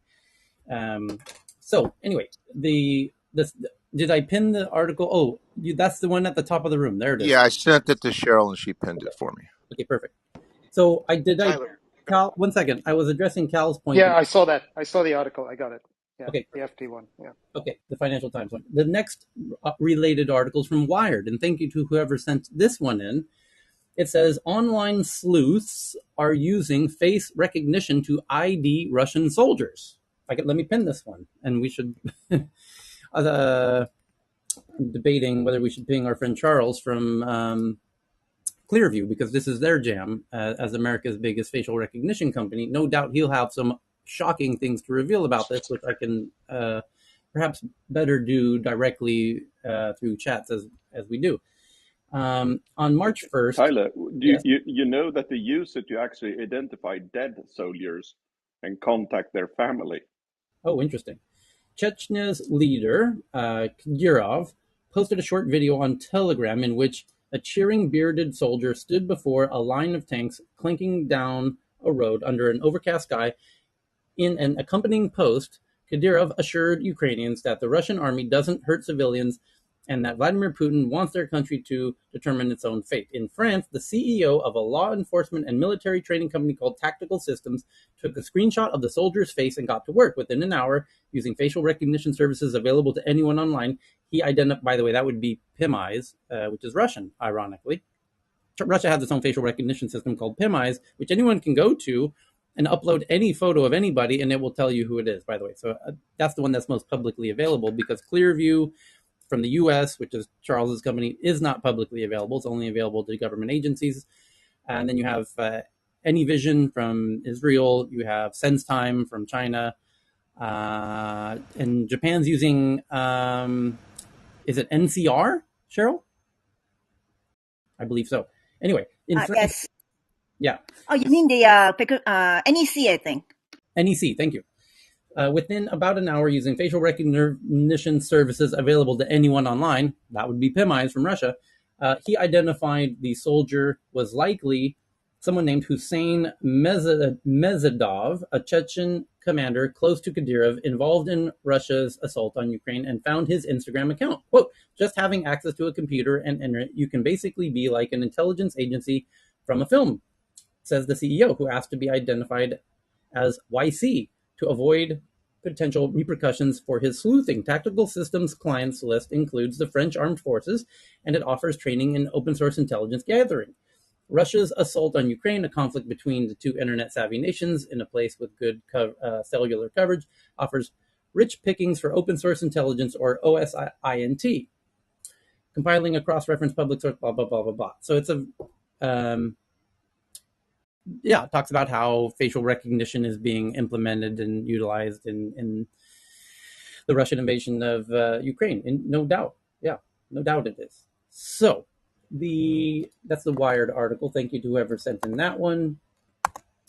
And apparently I'm seeing tweets today, and it's even trending in the US, that TikTok is down. Anger as users find all of their videos have been deleted. So who's behind the takedown of TikTok? Who wants to take down TikTok? Well, I can think of somebody who wants TikTok. Parents. Sorry, just kidding. No. I was thinking of a state actor that doesn't want its citizens seeing what's happening, who's also banning Twitter, who's also banning Facebook, who's also banning YouTube at the moment. And TikTok. The Vatican again? The Vatican's at it. Norway is at it again. And, well, it's because it's incredibly difficult at the scale of TikTok, which is even bigger than Facebook, to do the content moderation algorithmically. It must be done with humans. And there's not enough humans to remove all of the videos that Putin doesn't want his people to see. So while China would like to cooperate as best they can and keep TikTok operating in Russia, I imagine Russia's not at all too happy about TikTok being up at the moment, because it's a risk of inspiring a revolution, which is, and if you think that's hyperbole, consider the fact that there's video evidence of the Russian military on the streets of Moscow stopping people randomly to view their devices, to see their browser histories, because they preemptively and correctly have calculated that there is the potential for a revolution. By the way, Russia had one just 100 years ago, and that's one of Putin's biggest threats. And he does have a very healthy preservation sense, as evidenced by his 20-meter long meeting tables. And so he's naturally paranoid about a potential for revolution. He understands that dynamic. And that's why they're preemptively stopping people on the streets and apprehending people who are viewing content that might indicate that they may participate in such a revolution. So TikTok, of course, could play a significant role in precisely that. That's why it's going to be added to the list of banned apps like Twitter and Facebook and YouTube. However, TikTok is Chinese and not the US. So Putin can't just shut it down because that's his friend Uncle G. So rather than officially announce we're shutting down TikTok, because that would piss off Uncle G, no doubt, it's going to be, there's the plausible deniability of having hackers take it down through DDoS attacks and whatnot. So anyway, if all of your TikTok video, and by the way, it's not just a DDoS shutdown, accounts are finding their videos deleted. That's where shit gets really weird, because now it implies that even China, I know this gets really crazy, and I have the right audio file for this type of scenario. Is it possible that China's deleting content of users who are sharing stuff that Russia doesn't want to be seen? Let's read the article and let's pin it to the top of the room. You be the judge. And let's go ahead and debate this one after reading this article. So, what's going on? This is obviously a hypersensitive issue for Russia at the moment. They just passed a 15-year prison sentence for people who publish narratives that are counter to the official state narratives, that we're just doing a special visit to Ukraine to try and help those lovely brothers of ours. And if you publish anything to the contrary, you're risking 15 years in jail, right? So they're not fooling around. They're not taking any risk whatsoever with people publishing content that counters the official state narratives. So if TikTok is in any way abling and abetting people to share the unofficial narratives, they're going to have to shut that down. I imagine if Putin did ask China to cooperate, I imagine they probably will, to continue to stay up in Russia. Let's go ahead and do the best we can of deleting the videos of the people. It's a really interesting scenario that's unfolding here. It's rather unprecedented. It says thousands of fans are currently complaining that the popular app TikTok is down, with many reporting that all of their content has suddenly vanished. Screenshots showing the gremlins have also been posting online with the usual carousel of endless content replaced with empty space. The glitch first began around midnight Greenwich Mean Time, with the problem still ongoing. Many have now taken to rival social media platforms such as Twitter to vent their frustration, with one TikTok fan named Too Short Gaming saying, "Anyone know why my TikTok videos disappeared overnight? Analytics show my videos, but I have no messages about them being taken down." Another user named Sandra added, "Is TikTok down for anyone else? I literally can't see any of my videos on any of my accounts." Along with users speaking out on social media, web tracking service Down Detector also reveals a surge in problems with the app. The online outage monitor is currently showing over 5,000 reports across the world, with the UK and parts of the US hit by the glitch. Oh, interesting. How interesting. The parts of the world where TikTok isn't working is in the US and in the UK. Oh, wow. Geez, that's quite interesting. There's currently no word on what is causing the outage, how to fix it, and when things will be back online. Currently, TikTok support and help pages are not giving any guidance on what has happened to users' videos. Oh, geez, so TikTok's making no comments at all. That's normal. So, nothing to see there. And Jeff G, thank you for that one. The TikTok is down. Jeff G also shares, these other articles are not Ukraine related. So, actually, there is one that is tangentially related, which is the cryptocurrency community. Everyone who's ever bought or sold a cryptocurrency is celebrating Biden's executive order with regard to the cryptocurrency space. And this has been a very important day, long in the making, because since the beginnings of Bitcoin, it's been debated endlessly. Will the US at some point, at some day, and that day happens to be today, make the decision to be in favor of or against Bitcoin and cryptocurrencies. And Biden's executive order is the closest we have ever gotten to an official US position on precisely this. And the reading of Biden's executive order is being done with a tone of optimism by the cryptocurrency community because he's not outright banning it. It seems like their intent is to have it operate in a regulated way, which is a nice compromise. Ben, I wonder if you would like to comment on this, or May. I know the two of you are very fond of this particular topic. Yeah, it's kind of no news at the moment, though. I mean, I really don't know how it's going to pan out. If they try and ban it, in a way that plays into the strengths of Bitcoin because it's beyond the scope of any given nation state. So I really wonder what would happen if they did ban it, whether it would actually have a negative long-term effect or positive. The Bitcoin community in general don't care really what they say, but then they spend a huge amount of time talking about it. So I think they pretend they don't care, but actually are slightly worried one way or the other. Of course, we know that whether they ban it or not, it doesn't affect its operation. It just affects the on and the off ramps. Once you're on that highway, you're on that highway. So it's going to be fascinating to watch. But yeah, of course, and then there's Bitcoin and there's everything else. And then everything else is a very different beasts. And I think the way that it affects everything else, NFTs and the like, is going to be really interesting to see, particularly the angles like are NFT securities. So it's going to be interesting to play out. And Bitcoin's a little bit different in kind to kind of everything else being two other buckets, really. There's Bitcoin, there's other cryptocurrencies, and then there's like NFTs, which are slightly different in kind again. So, and it's worth looking at each of those through a slightly different lens. So, yeah, watch this space. Hey, Ben, do you have a sense, and if you don't, that's fine, of you may not think of it as too big a volatility, but the volatility over the last week or so, like up 10%, I think down 6% earlier today when I was looking, is that just meaningless volatility, or how does the Bitcoin community think about that Well, these movements currently? are tiny. If you look at these Yeah. movements over, I mean, I tend to, I done some deep study about Bitcoin, and then I'm not at all worried about these. The fundamentals haven't shifted at all. Things keep moving forward. I mean, if you look at this over a long period of time, particularly if you look at it on a logarithmic kind of price scale, then these movements are all pretty small relative to the price. If you look at it on a normal price scale, it's up and down all over the place. So yeah, I mean, it's just as far in the last year, it's just been moving sideways. Is just how I look at it.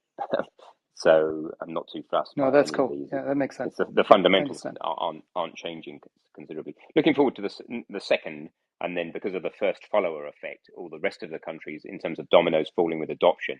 It's quite interesting just to look at the Wikipedia page and then to look at the official, go to the Bitcoin page on Wikipedia, and then just to look at the official users bit. And what I'm looking for at the moment, the only official user is El Salvador, as we know, but I'm looking forward to when that first follower becomes an official user.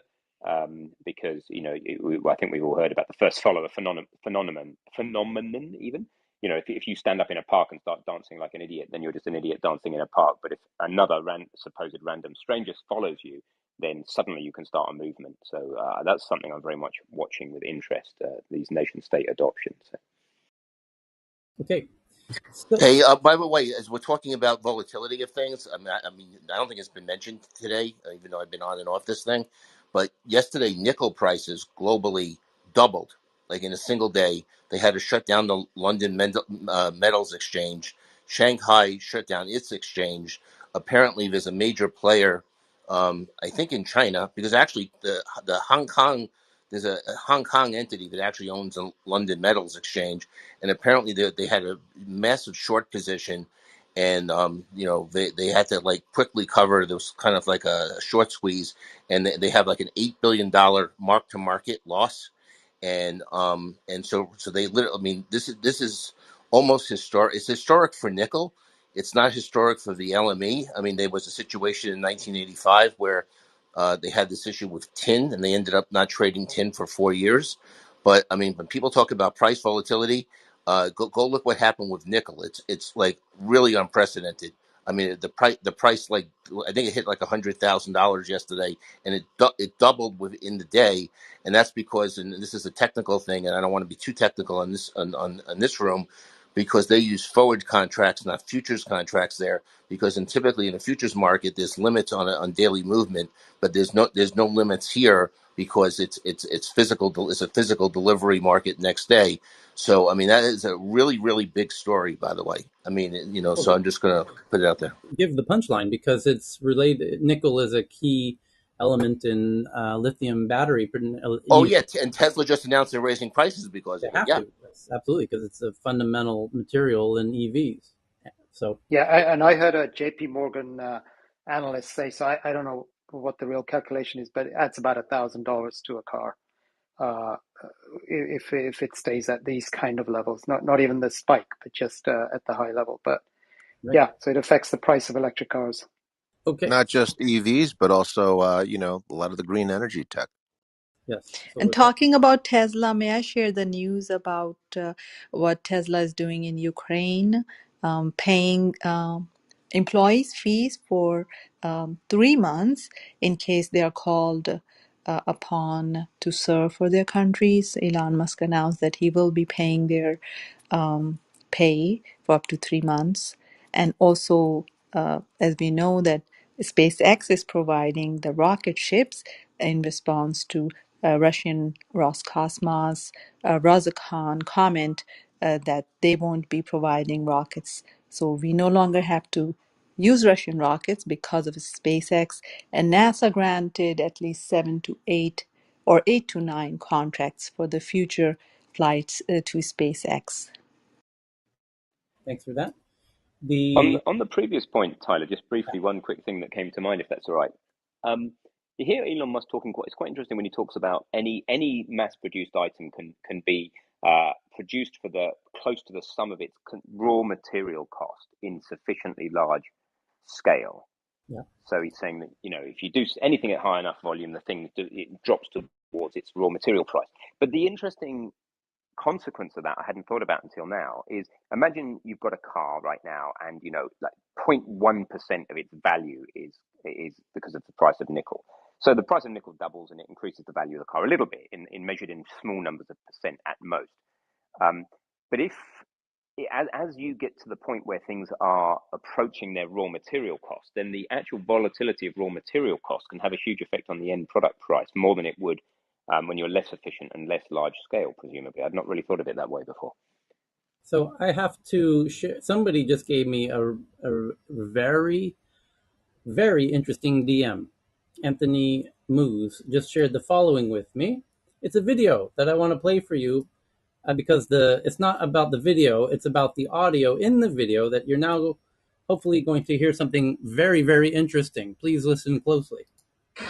I think the one place where the greatest consternation would be caused in the short term for admission, having nothing to do with the merit and preparedness of the country to come in, would be to admit the Baltic states now in terms of NATO Russian, US Russian relations. And if there was ever anything that was going to tip the balance, were it to be tipped in terms of a vigorous and hostile reaction, I don't mean military, in Russia, it would be that. So the way I look at the calculus here. And so, who is that man saying that what would cause Russia to tip into hostile reaction would be to get the Baltics into NATO? The Baltics, again, is Lithuania, Estonia, and Latvia, just north of Sleepy Ukraine. somebody? This gentleman, that was from Yeah, 1997, and the guy's name is, help me out here, Biden. Joe Biden. Joe Biden, Joe Biden. Biden, Joe Biden. And so Joe Biden in 1997 said the way to get Russia to attack militaristically, viciously, would be to invite the Baltics into NATO. And he's right. It was long understood that that was the case, right? And this game has been being played for since as long as I've been born. Not to show my age, but yeah, quite literally, it's actually amazing. By the way, that was broadcast live on C-SPAN from the Atlantic Council in Washington, D.C. So I just retweeted that video. Thank you, Anthony, to the Tech News Twitter account so that you can watch it with your own eyes of a very handsome young Joe Biden. talking about provoking Russia into hostile aggression. So the next And Tyler, with the point that Jorge made, or the thing he referred to before, which was excellent, which I was already well aware of because I lived through exactly all of that stuff. That I wanted to tell you that Tom Friedman of the New York Times has been writing on this since the 1990s about the dangers of expanding NATO. Okay, and when Clinton was going to put Poland in, he and like 200 other people who were like experts in foreign affairs, bipartisan, okay, including people like Sam Nunn, who was the former chairman of the U.S. Senate Armed Services Committee. They all signed a letter saying this was a bad idea. Okay, and I've spoken about this in other clubhouse rooms about understanding the history of that. The German army went through Poland in World War I and World War II, and that's the way Russia looks at it. And they look at putting Poland in a military alliance against them. Okay, particularly when it was part of the Warsaw Pact before the end of the Cold War. They look at that as a very hostile thing. So we should not be surprised that you're getting this reaction. Because in fact, when Putin took Crimea, Tom Friedman wrote a column. What did we expect? Because he warned about that. He said, we poke the bear, and the bear poked back. So. Okay, so the next one is that, by the way, if you want to go down the rabbit hole, you must consider there's an election coming up in 2 years with a presidential candidate who is very, very friendly with Mr. Putin, who many believed they conspired together to get him to, the top seat in the land. And things get very, very interesting about why we would not want that presidential candidate to return. And the Truth Social? Anyway, the next one that I have here, actually, we got to go through the top tech stories. And by the way, we're nearly 2 hours into it, and we haven't even done the top tech stories. So let's go ahead and do those now, shall we? Yes, we shall. So here's the air horn, as is customary, and here's your top tech stories for March 10th, 2022. The first one is sources from Apple that Apple is working on a Mac Mini with an M2 8-core CPU. Who cares? Next story. That's the top story. Give me a break. The next one is display analyst named Ross Young expects Apple will release a 27-inch mini LED display in June. Who cares? Then you've got number 3 from the New York Times, a look at something called Pay Gap App, a viral Twitter bot created by Francesca Lawson and Ali Fensum, which highlights the gender pay gap data of British companies. Number 4, Google rolls out something called iMessage emoji reactions for Google Messages to all after testing the feature in beta alongside other updates to the app. We've known for months that Google had been working to make its messaging app properly display emoji reactions sent by iPhone users because they're trying to unify the message space. Finally, after years of a total balkanized system of Apple having their own proprietary message app and Google having a proprietary many different messaging apps and everybody else having their own messaging apps, WhatsApp versus Instagram versus Signal versus all of these. And this seems on the face of it a bit ridiculous because we don't do this with email now, do we? No, not really. We all share the same email protocols. So why wouldn't we have the same short message, SMS-like app protocol? We should. It's kind of asinine that we don't. And of course, your app on the receiving end, like if you want to have the Google app that receives the short text message protocols, then the emojis need to be synchronized across the different apps. And that's what's happening as Google is synchronizing to Apple, of course.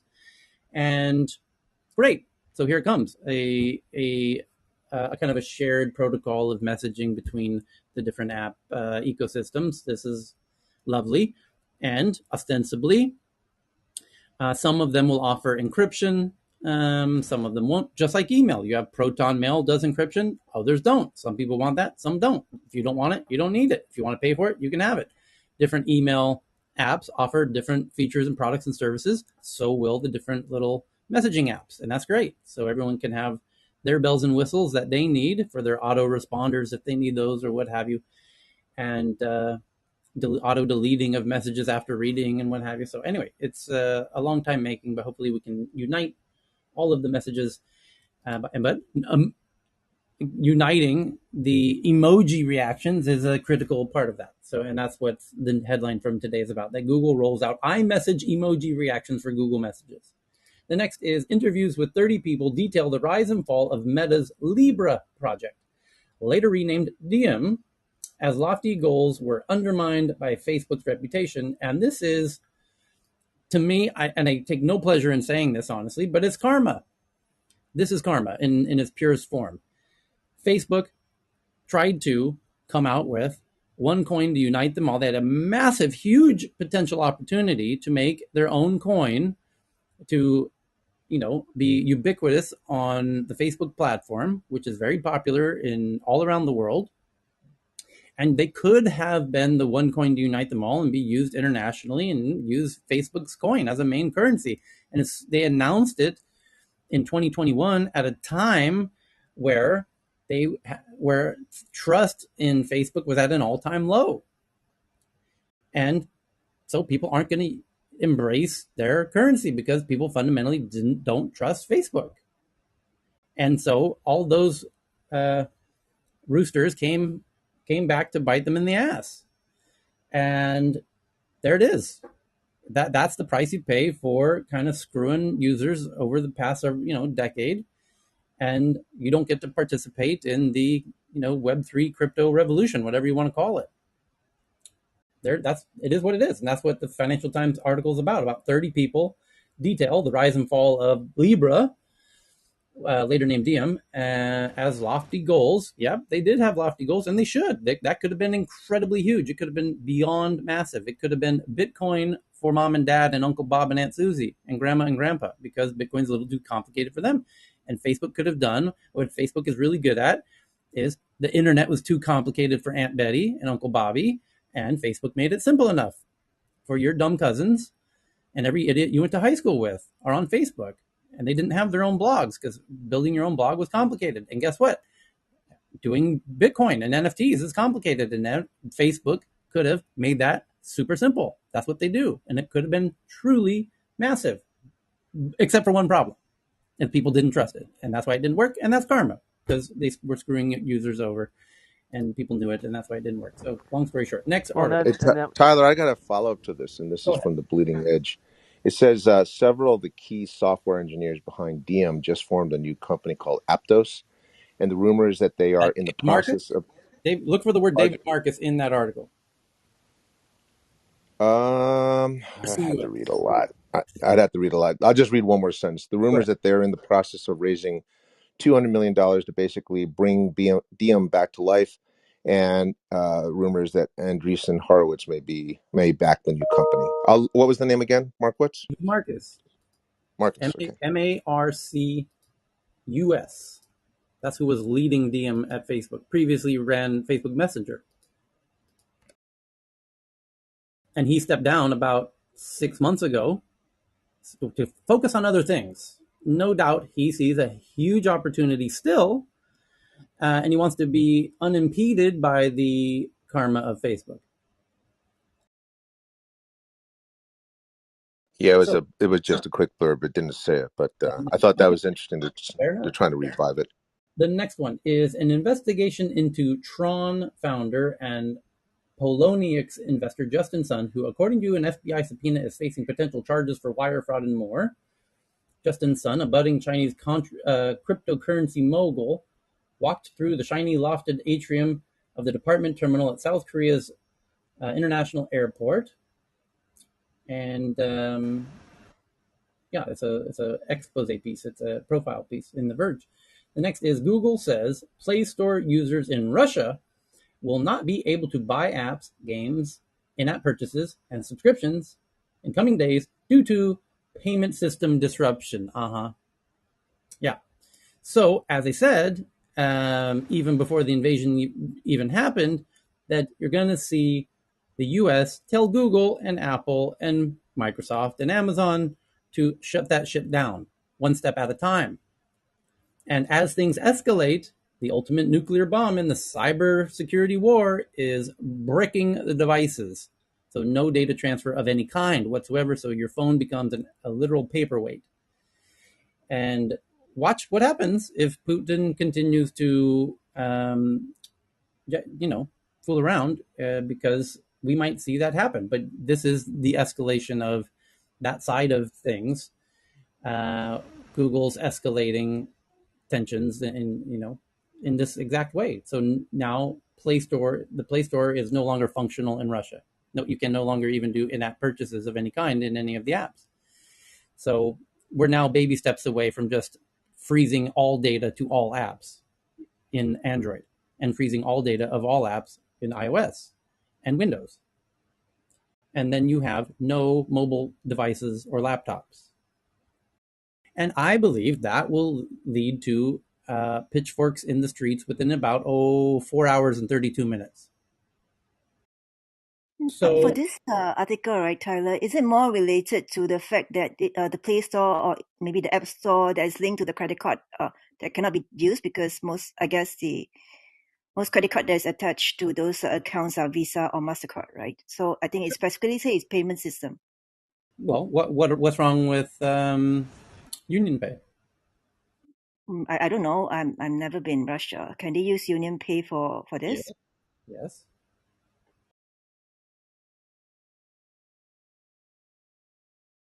My point is, they could make it happen if they really wanted to.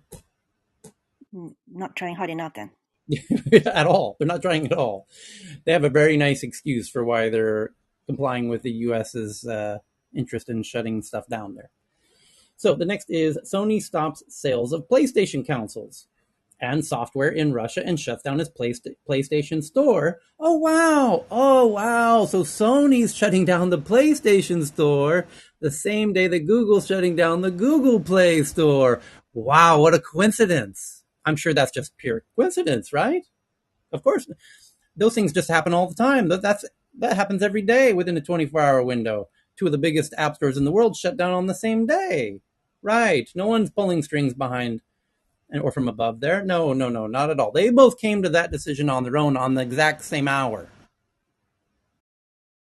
How quick do you think China can implement, those type of services towards Russia, like Google Play stores? Like, isn't it Weibo or something, the Chinese version? Correct me if I'm wrong, but I'm sure they WeChat, have WeChat. WeChat. Yeah, so their super app basically to, I think it's around 400 million people.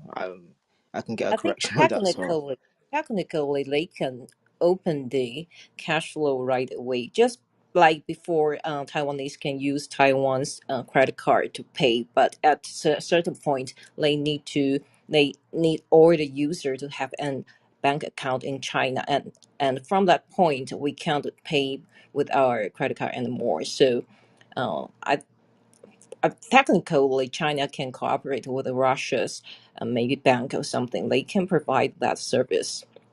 yeah, Very like big. my main point is that China and Russia are pretty much the biggest parts of Eurasia with like pretty much the most people, obviously. Like that's not a big fact, but really it's just to, so to speak, is that connecting those two by technology, and then you're gonna say like it's just inching closer to connecting each other to security, because imagine now you can easily get a visa from Russia to China and all of these other things that brings two big countries together. So it's like, or should I say, they're basically continents in and around themselves when we just talk about how much landmass that they own. So it's it's a massive opportunity for China, and it's a massive opportunity for India as well. So it's, yeah, I think like that side of the world is gonna influence whatever that side of the world wants to do, honestly.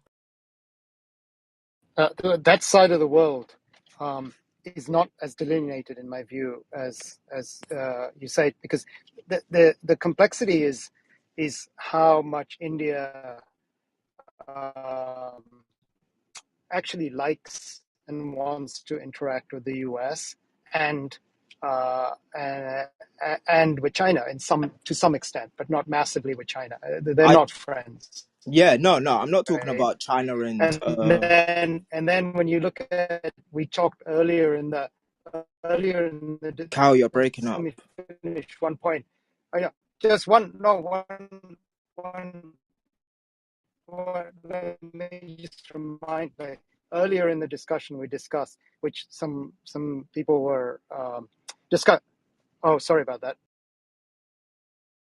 I Yeah, think was it's interesting that the BRICS countries aren't sanctioning Russia either. So maybe this delineation could be along BRIC lines too. And the dust hasn't settled yet, but and the lines aren't clear, but clearly they're shifting. yeah, and I do want to clarify. I don't believe that China, Russia, and India are allied forces yet. Like that can't be resolved in like overnight in a space of 2 weeks. But decoupling with these major technology brands is just incentivizes use of those particular areas, just like when the US and Europe has decoupled from Russia's oil reserves. The only other place that I can think about straight away is Africa's oil reserves. So that changes the dynamic on who can use whom for this particular services. Okay. So the next one is, what do we got here? Tinder lets US users access background checks via Garbo to screen matches for past violence and abuse. First two searches are free, then $2.50 each after. Following last year's investment in background check nonprofit Garbo, Match Group today is rolling out Garbo-powered background checks to its flagship dating app Tinder. That's a really interesting, Beautiful. yeah. Yeah. Background checks to screen matches for past violence and abuse. I guess police records? Yeah, so public things, right? So it's not Or private information. It would be public, right? interesting. Anyone have an argument?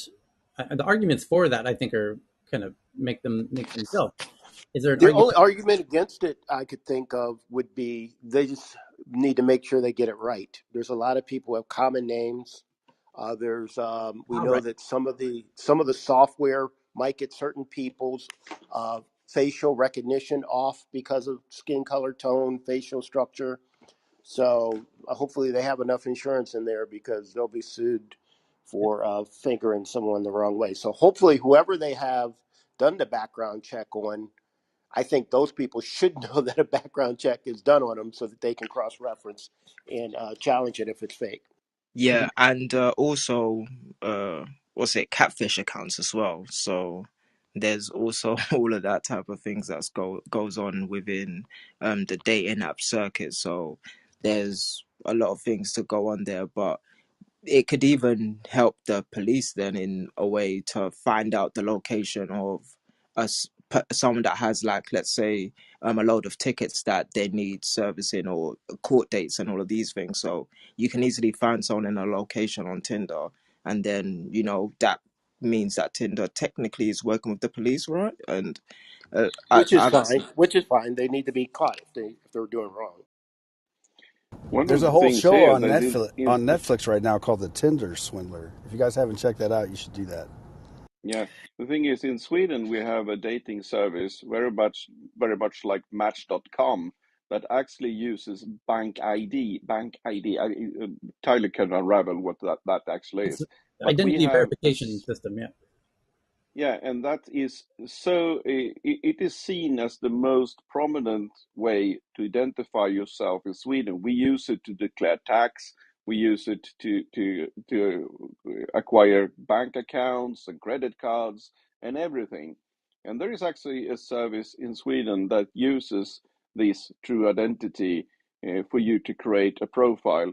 And by then, you know the person that you're talking about is the real one regarding this, but how would they identify it? In Sweden, they've taken it all the way, and you can actually take that idea and run it against the open databases for convicted crimes, etc., if you like. Next up is Oh, is this the same one? That is the same article. The Financial Times article that we read yesterday is now being shared as a popular article today. Sources describe how the U.S. has bolstered Ukraine's cyber defenses with soldiers and cybersecurity experts working with Ukraine years before Russia's attack, it says.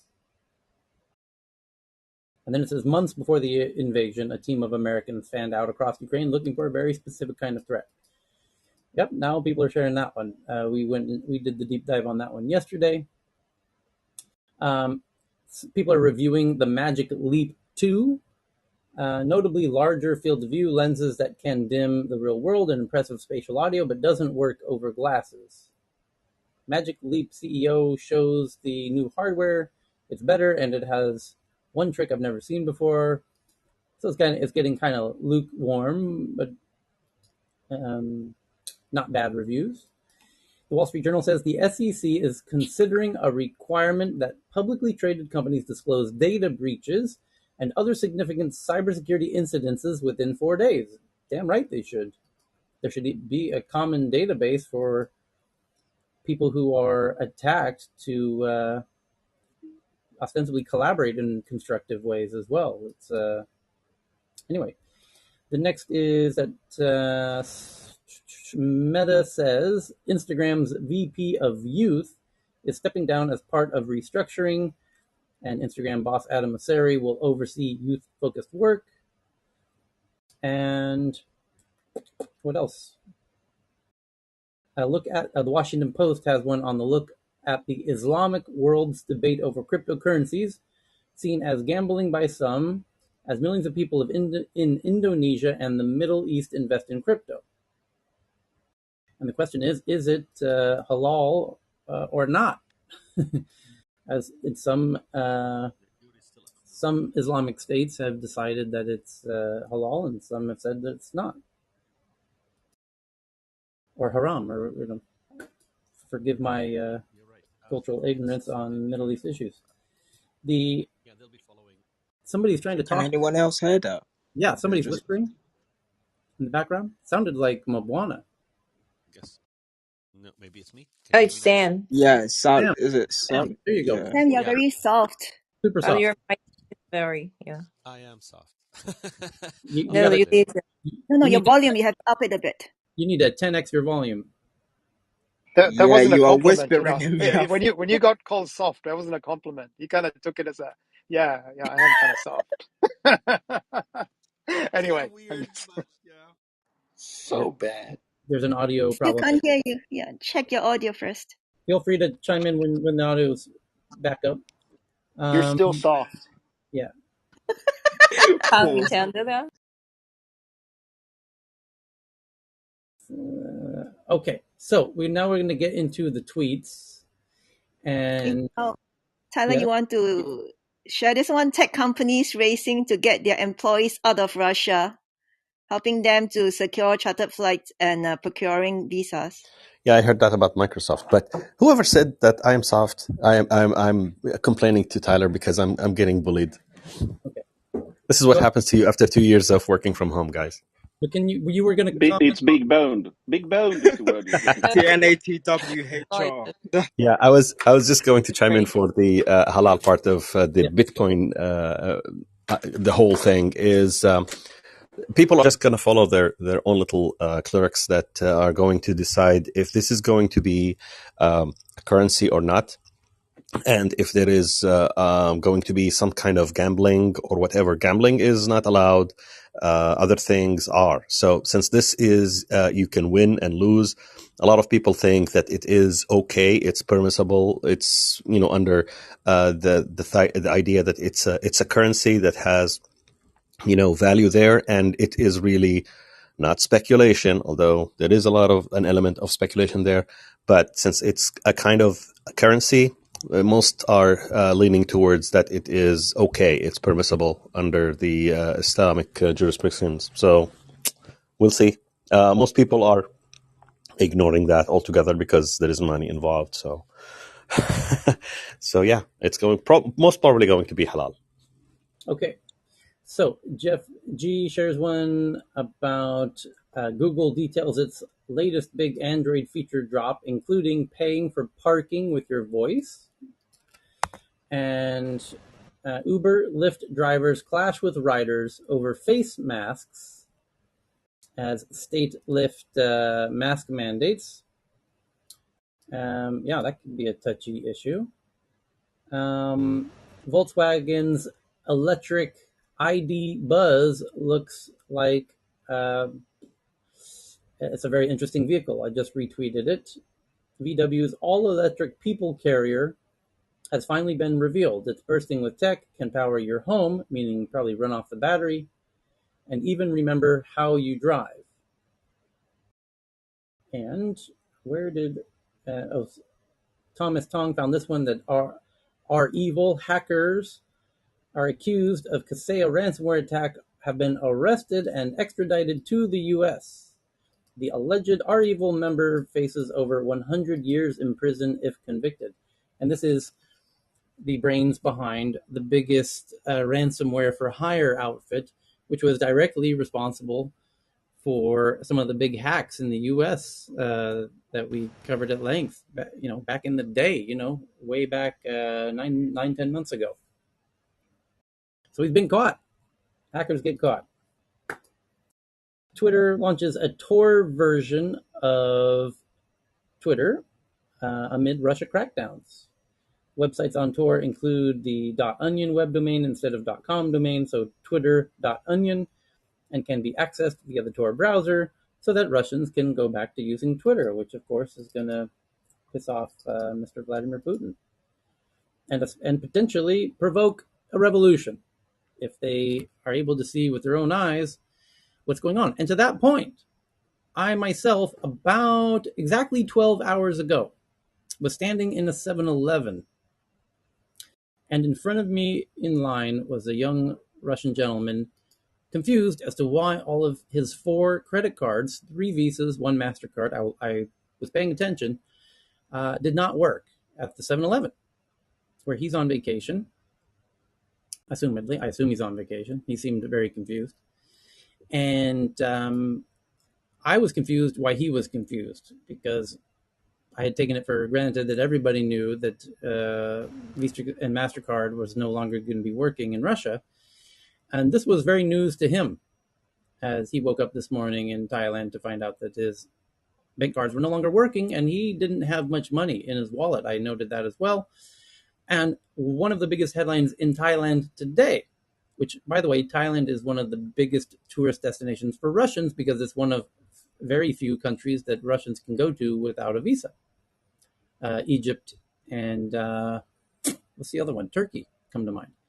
So Russians in Thailand, there's currently estimated to be 7,000 of them, are finding themselves without the ability to use any bank cards or ATMs or pay for anything like hotel rooms or secure flights home.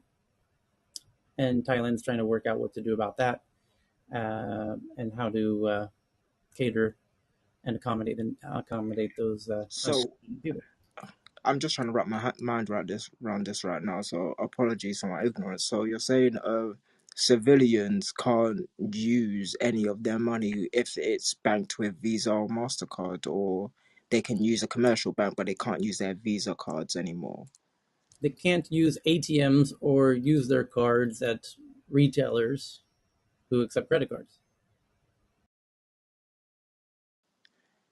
So all of the assets in Russia, they're just in their commercial banks, and they're gonna have to reissue a bunch of cards, I'm guessing.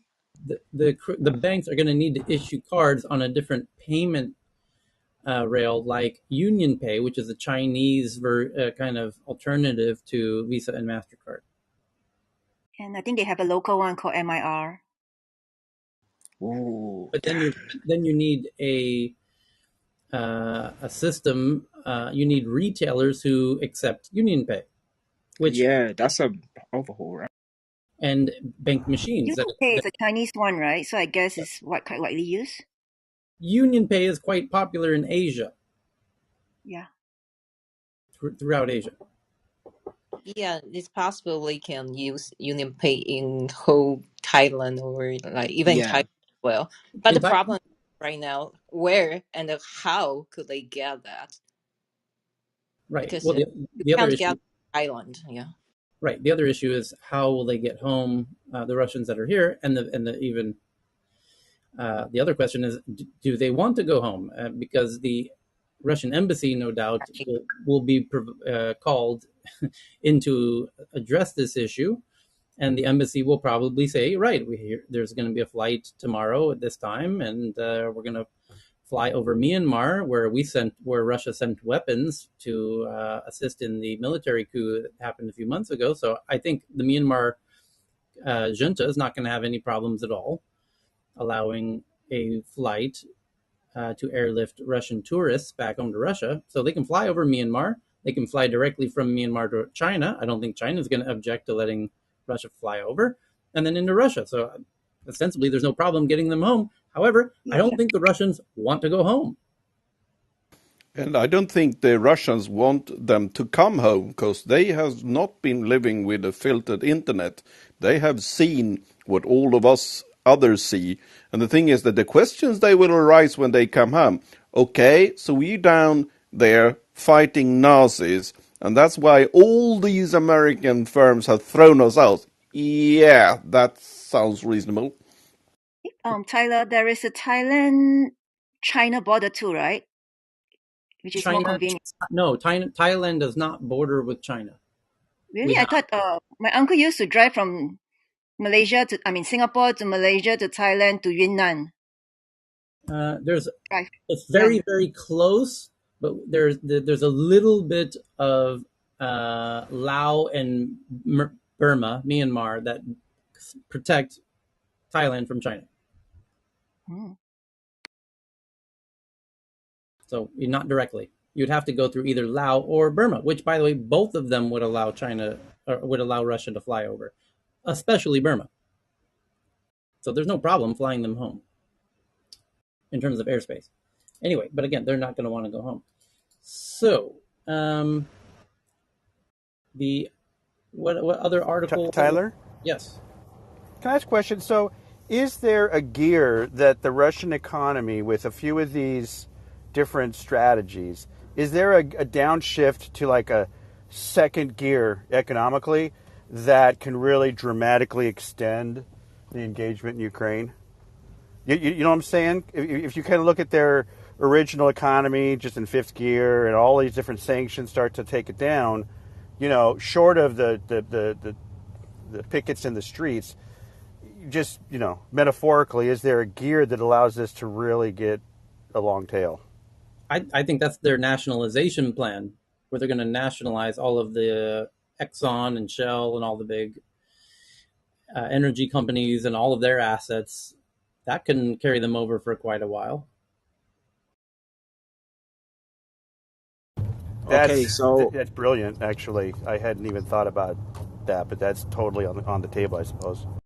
yeah, and this is why I love this room, right? Because it's only here where I can get this type of understanding from different like locations and stuff like that. But it's really exposing what can happen and what the sanctions really meant, right? Because seeing that example that you saw like firsthand, Tyler, is one of those real examples, and it's going to be happening everywhere, right? So going to the corner shop is now a task everywhere in Russia. So it's interesting, and it's hard for most of the citizens, I'm sure. And it's not just, oh, I can't buy a luxury handbag or anything like that. Is I can't use my credit card. So it's wild. Yeah, Demolery, that kind of stresses the importance of not just diversifying financially, but also politically. So the international man philosophy is live in one country, work in another country, have your assets in another country, and get a second damn passport. words to live by. Hello from Thailand, working in Sweden as an American. Yeah. The next one is China startups SPAC listings gather pace as tougher offshore IPOs. That makes sense. So now that Chinese tech companies can't do IPOs in the US, they can do a whole bunch of SPACs. Makes sense. And Heyman just shared one from Asia Times. It says China flexes in the South China Sea. Beijing warns regional states against external interference. and also increased its defense spending by 7%. That's very significant. That's a very high increase. Amid Russia's ongoing invasions of Ukraine, China has begun flexing its muscles in a clear show of force to regional rivals. Gee, what a weird coincidence. I was just talking about how now might be a really opportune time to poke the panda bear into coming over to Taiwan. And now, Golly gee. what an interesting coincidence that China's now in the South China Sea flexing its military might. So the next one is from Heyman. A UK law firm has been fined 100,000 British pounds over a ransomware attack. The firm's approach to data protection compliance was not of appropriate standards. So now you can be held responsible, economically responsible, if you don't have sufficient cyber defense. Elon Musk says SpaceX focusing on cyber defense after Starlink signals jams near Ukraine conflict areas. Gee, I wonder who's trying to jam the Starlinks over Ukraine, which is providing internet access to Ukraine. A very special. Those Swiss again. The goddamn Norwegians. No, it's the Vatican. They won't have the race away between the people and his over there. So yeah, I can understand why. Vatican. The big guy. With the silly. That's why the Vatican is part of this. Yes. Google's $5.4 billion acquisition of Mandiant, all cash transaction, slated to close later this year, will see Mandiant join Google's growing cloud business. This makes all the sense in the world as Microsoft and Amazon and Google, all the big cloud companies, are doubling down on cloud security. They have to, because it's core to their value propositions. You don't want hackable clouds. And Tyler, can I ask about the SPAC? Can I roll back about 3? You had mentioned that the Chinese are starting to set up SPACs, which would imply they're looking to exit in the West. Is that in terms of an exit pipeline, right? It's a great question. Yes, I imagine that that's the case, that they're not allowed to list in the U.S., but that doesn't preclude them from SPACing, because in a SPAC, you're not listing. You're being acquired by... Yes, you are, Tyler. Tyler, when the SPAC is a listing, that is not correct. So Okay. you create a SPAC. A SPAC is issued at $10 a share. Yes. It's publicly traded at that point, and then that publicly traded company goes out and tries to buy an operating company. But a SPAC in the United States is an absolute stock listing. No question about that. I get that.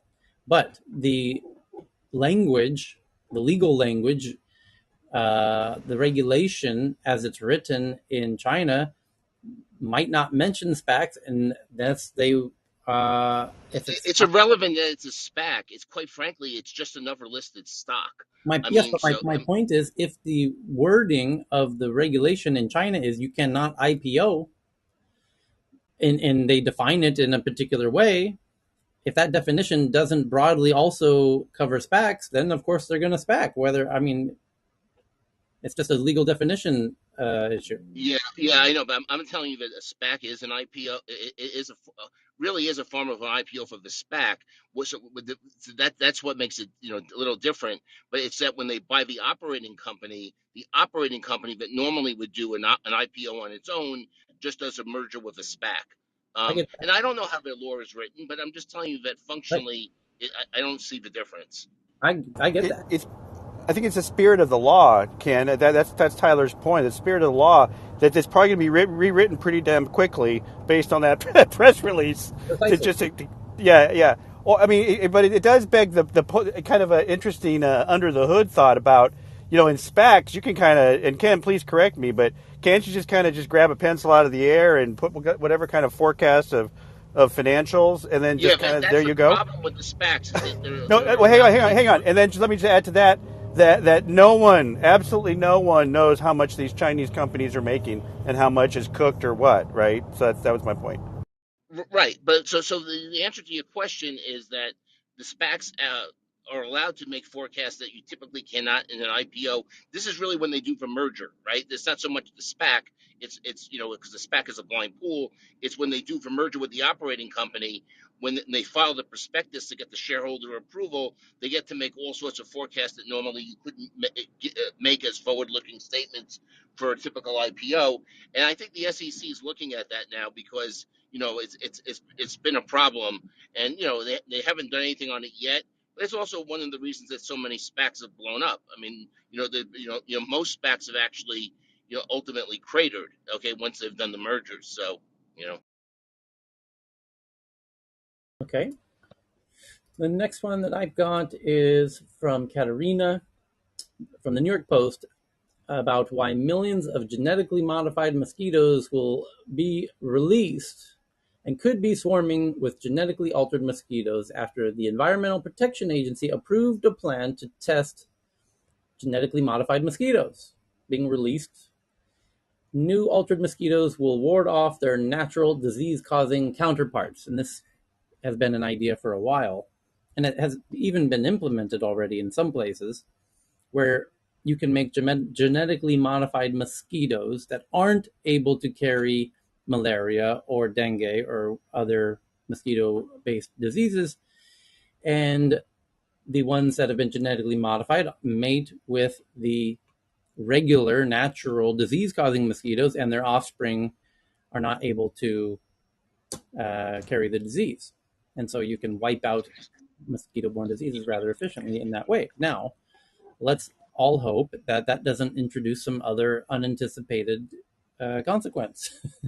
You're going Yes, that's exactly the where I'm first thing. going. And I forgot the usual group that talks about gene editing and all of those things that is usually on stage. But just as to speak, when I just looking on the African spectrum of things, and I really wanted to know where they were going to be releasing these things because that's important as well, like the type of mosquito. But like a lot of Africans genetically modified, or should I say, inherited a sickle cell gene to act or and trait so that malaria wouldn't affect them, right? So we technically had a way of combating it in some regards, right? So people with sickle cell actually can't get malaria, but with this there can be some unforeseen consequences, and if you're putting that in the areas such as Africa and all of that stuff, it if there are unforeseen consequences, then I'm sure they've tested it in the lab, right? But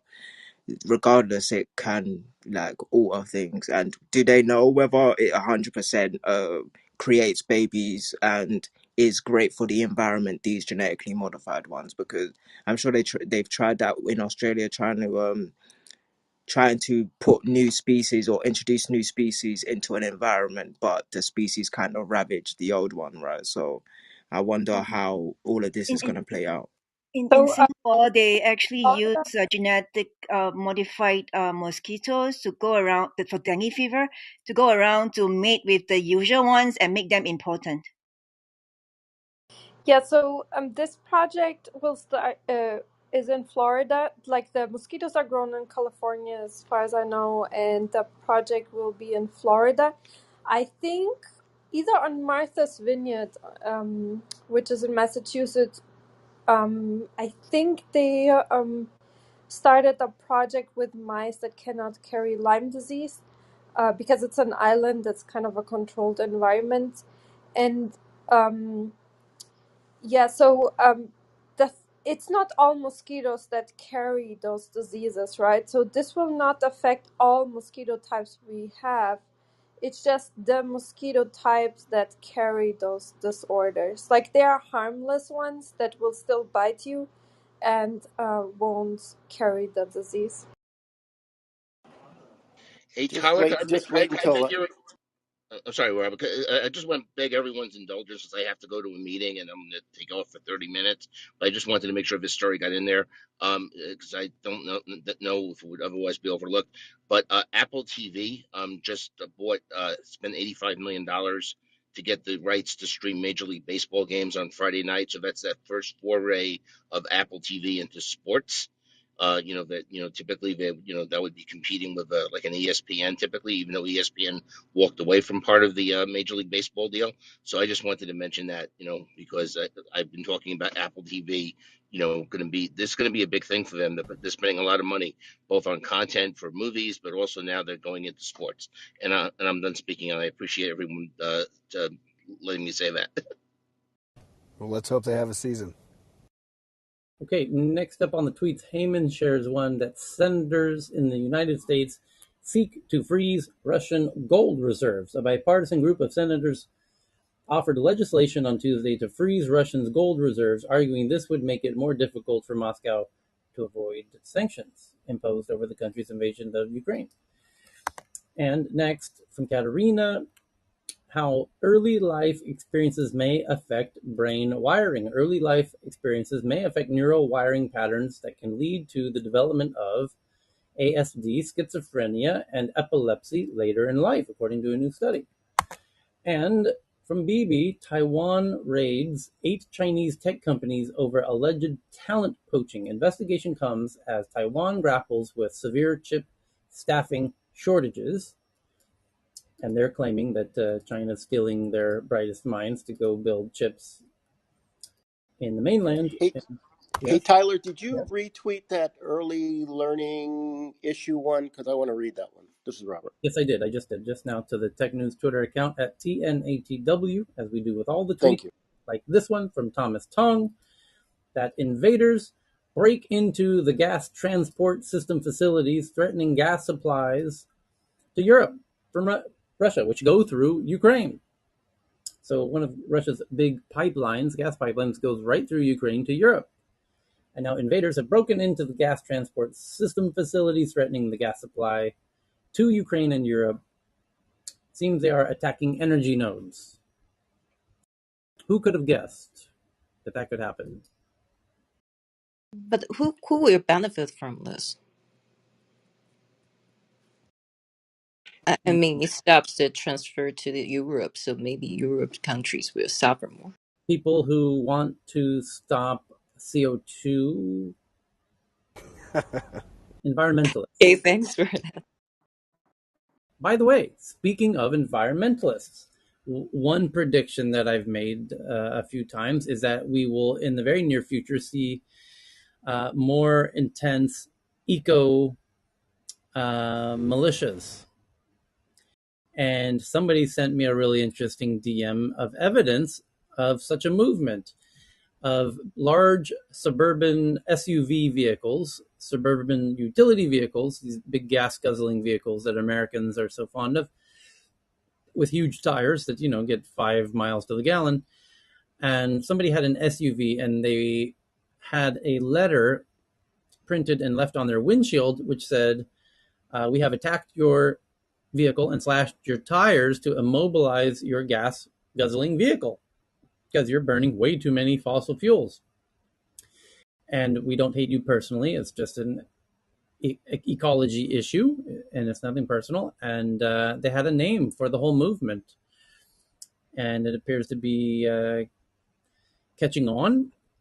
And there you have the beginnings of eco-terrorism, if you want to call it that, or eco-militias. And I imagine, yes, Extension SUV, I think. Extinction Rebellion, yeah. Um, Extension SUV. so yeah, there are movements that have taken protests into action on the ecological front, but I think we're going to see more coordinated type stuff, and I think we're even going to see DAOs that are based on that get funded specifically to carry out militia-like campaigns against oil refineries, deforestation outfits, and the like. So we'll see. But this invaders breaking into a gas transport system facilities to disable the pipeline from Russia to Europe. Yeah, that's a great question as to who would be behind that. People who don't want gas going from Russia to Europe. And money going from Europe to Russia. It could go. It's not entirely clear. But thank you for sharing that one, Thomas. The next one from Lucia. Google worked with historians from West Africa to digitize contemporary art, culture, and history sites about Mali. Google's, yeah. So Google's working with Mali to digitize contemporary art and culture in Western Africa. That's very cool. Taiwan invests in the next generation of talent with a slew of chip schools. Taiwan is racing to set up specialized chip schools that run year-round to train its next generation of semiconductor engineers and cement its dominance in this crucial industry. That's freaking brilliant, I have to say. Yeah, because last time South Korea they solved this problem by raising the retired age for the technicians. So that's another way to solve this problem. Okay. Chinese smartphone shipments to Russia plunge as ruble collapses, from the Financial Times. This one from BB. Currency and sanctions stop China's companies from taking advantage of exodus of Western brands, despite pressure from Beijing to support Putin after his invasion of Ukraine.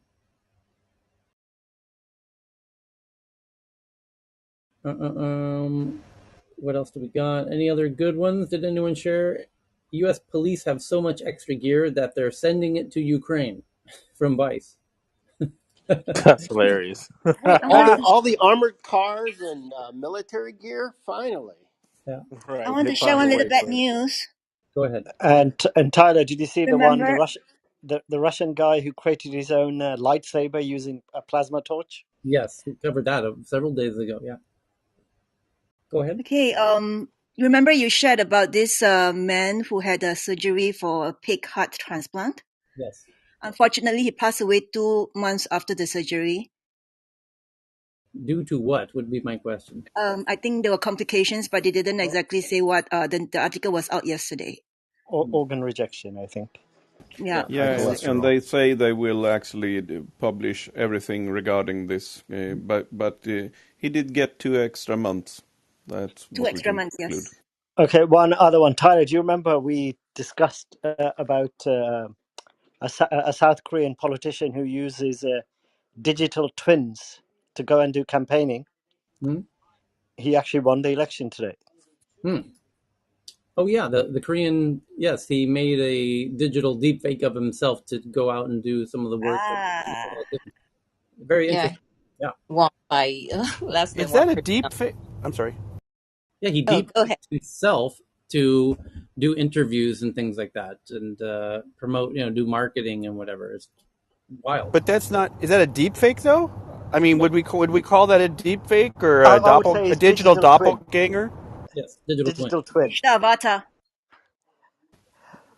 Avatar, a digital avatar of himself. I don't see that as either a doppelganger or a deep fake. I see it as my avatar. Else, everything in the metaverse will be deep fakes as well, so to say. You understand? Okay, many people sharing this one, that Arctic winds are now arriving in Ukraine, which will turn Russian vehicles into freezers, which people are assuming will give a tactical advantage to the Ukrainians who are on home soil, home turf advantage, where the Russians will be not so able to keep the heat on, and they will have to use a lot of fuel that they seemingly have a hard time keeping supply. So this could be an interesting tactical advantage for the Ukrainians at this minus 20 Celsius. That would be around a minus 35 Fahrenheit, if my math is right. Um, that's cold. That's freaking cold. That's really freaking Yeah, cold. you imagine that you sit in a car in the winter and with the engine off, and it gets cold. Imagine that car has a weight of 40 tons. Your breath when you contains water, humidation, and that will condensate on the inside of the tank or the armored personnel carrier vehicle, and so that will build up an ice, and it will probably make the things go shut. And they need to run the engine, and the engines are going to consume several liters per hour. just to keep the things not going into ice block, Johan. Done. Okay, so we'll pause it there on that happy note, and we will meet again tomorrow for a special Friday edition. And let's see where things are at tomorrow. Yeah, shall we? Thank you everybody for yet another tech news around the world. Have a wonderful Thank Thursday. you. Thank you. Thank you. Cheers. See you. Yeah, cheers Thank to you. Tyler. Thanks, Cheryl. Thank you.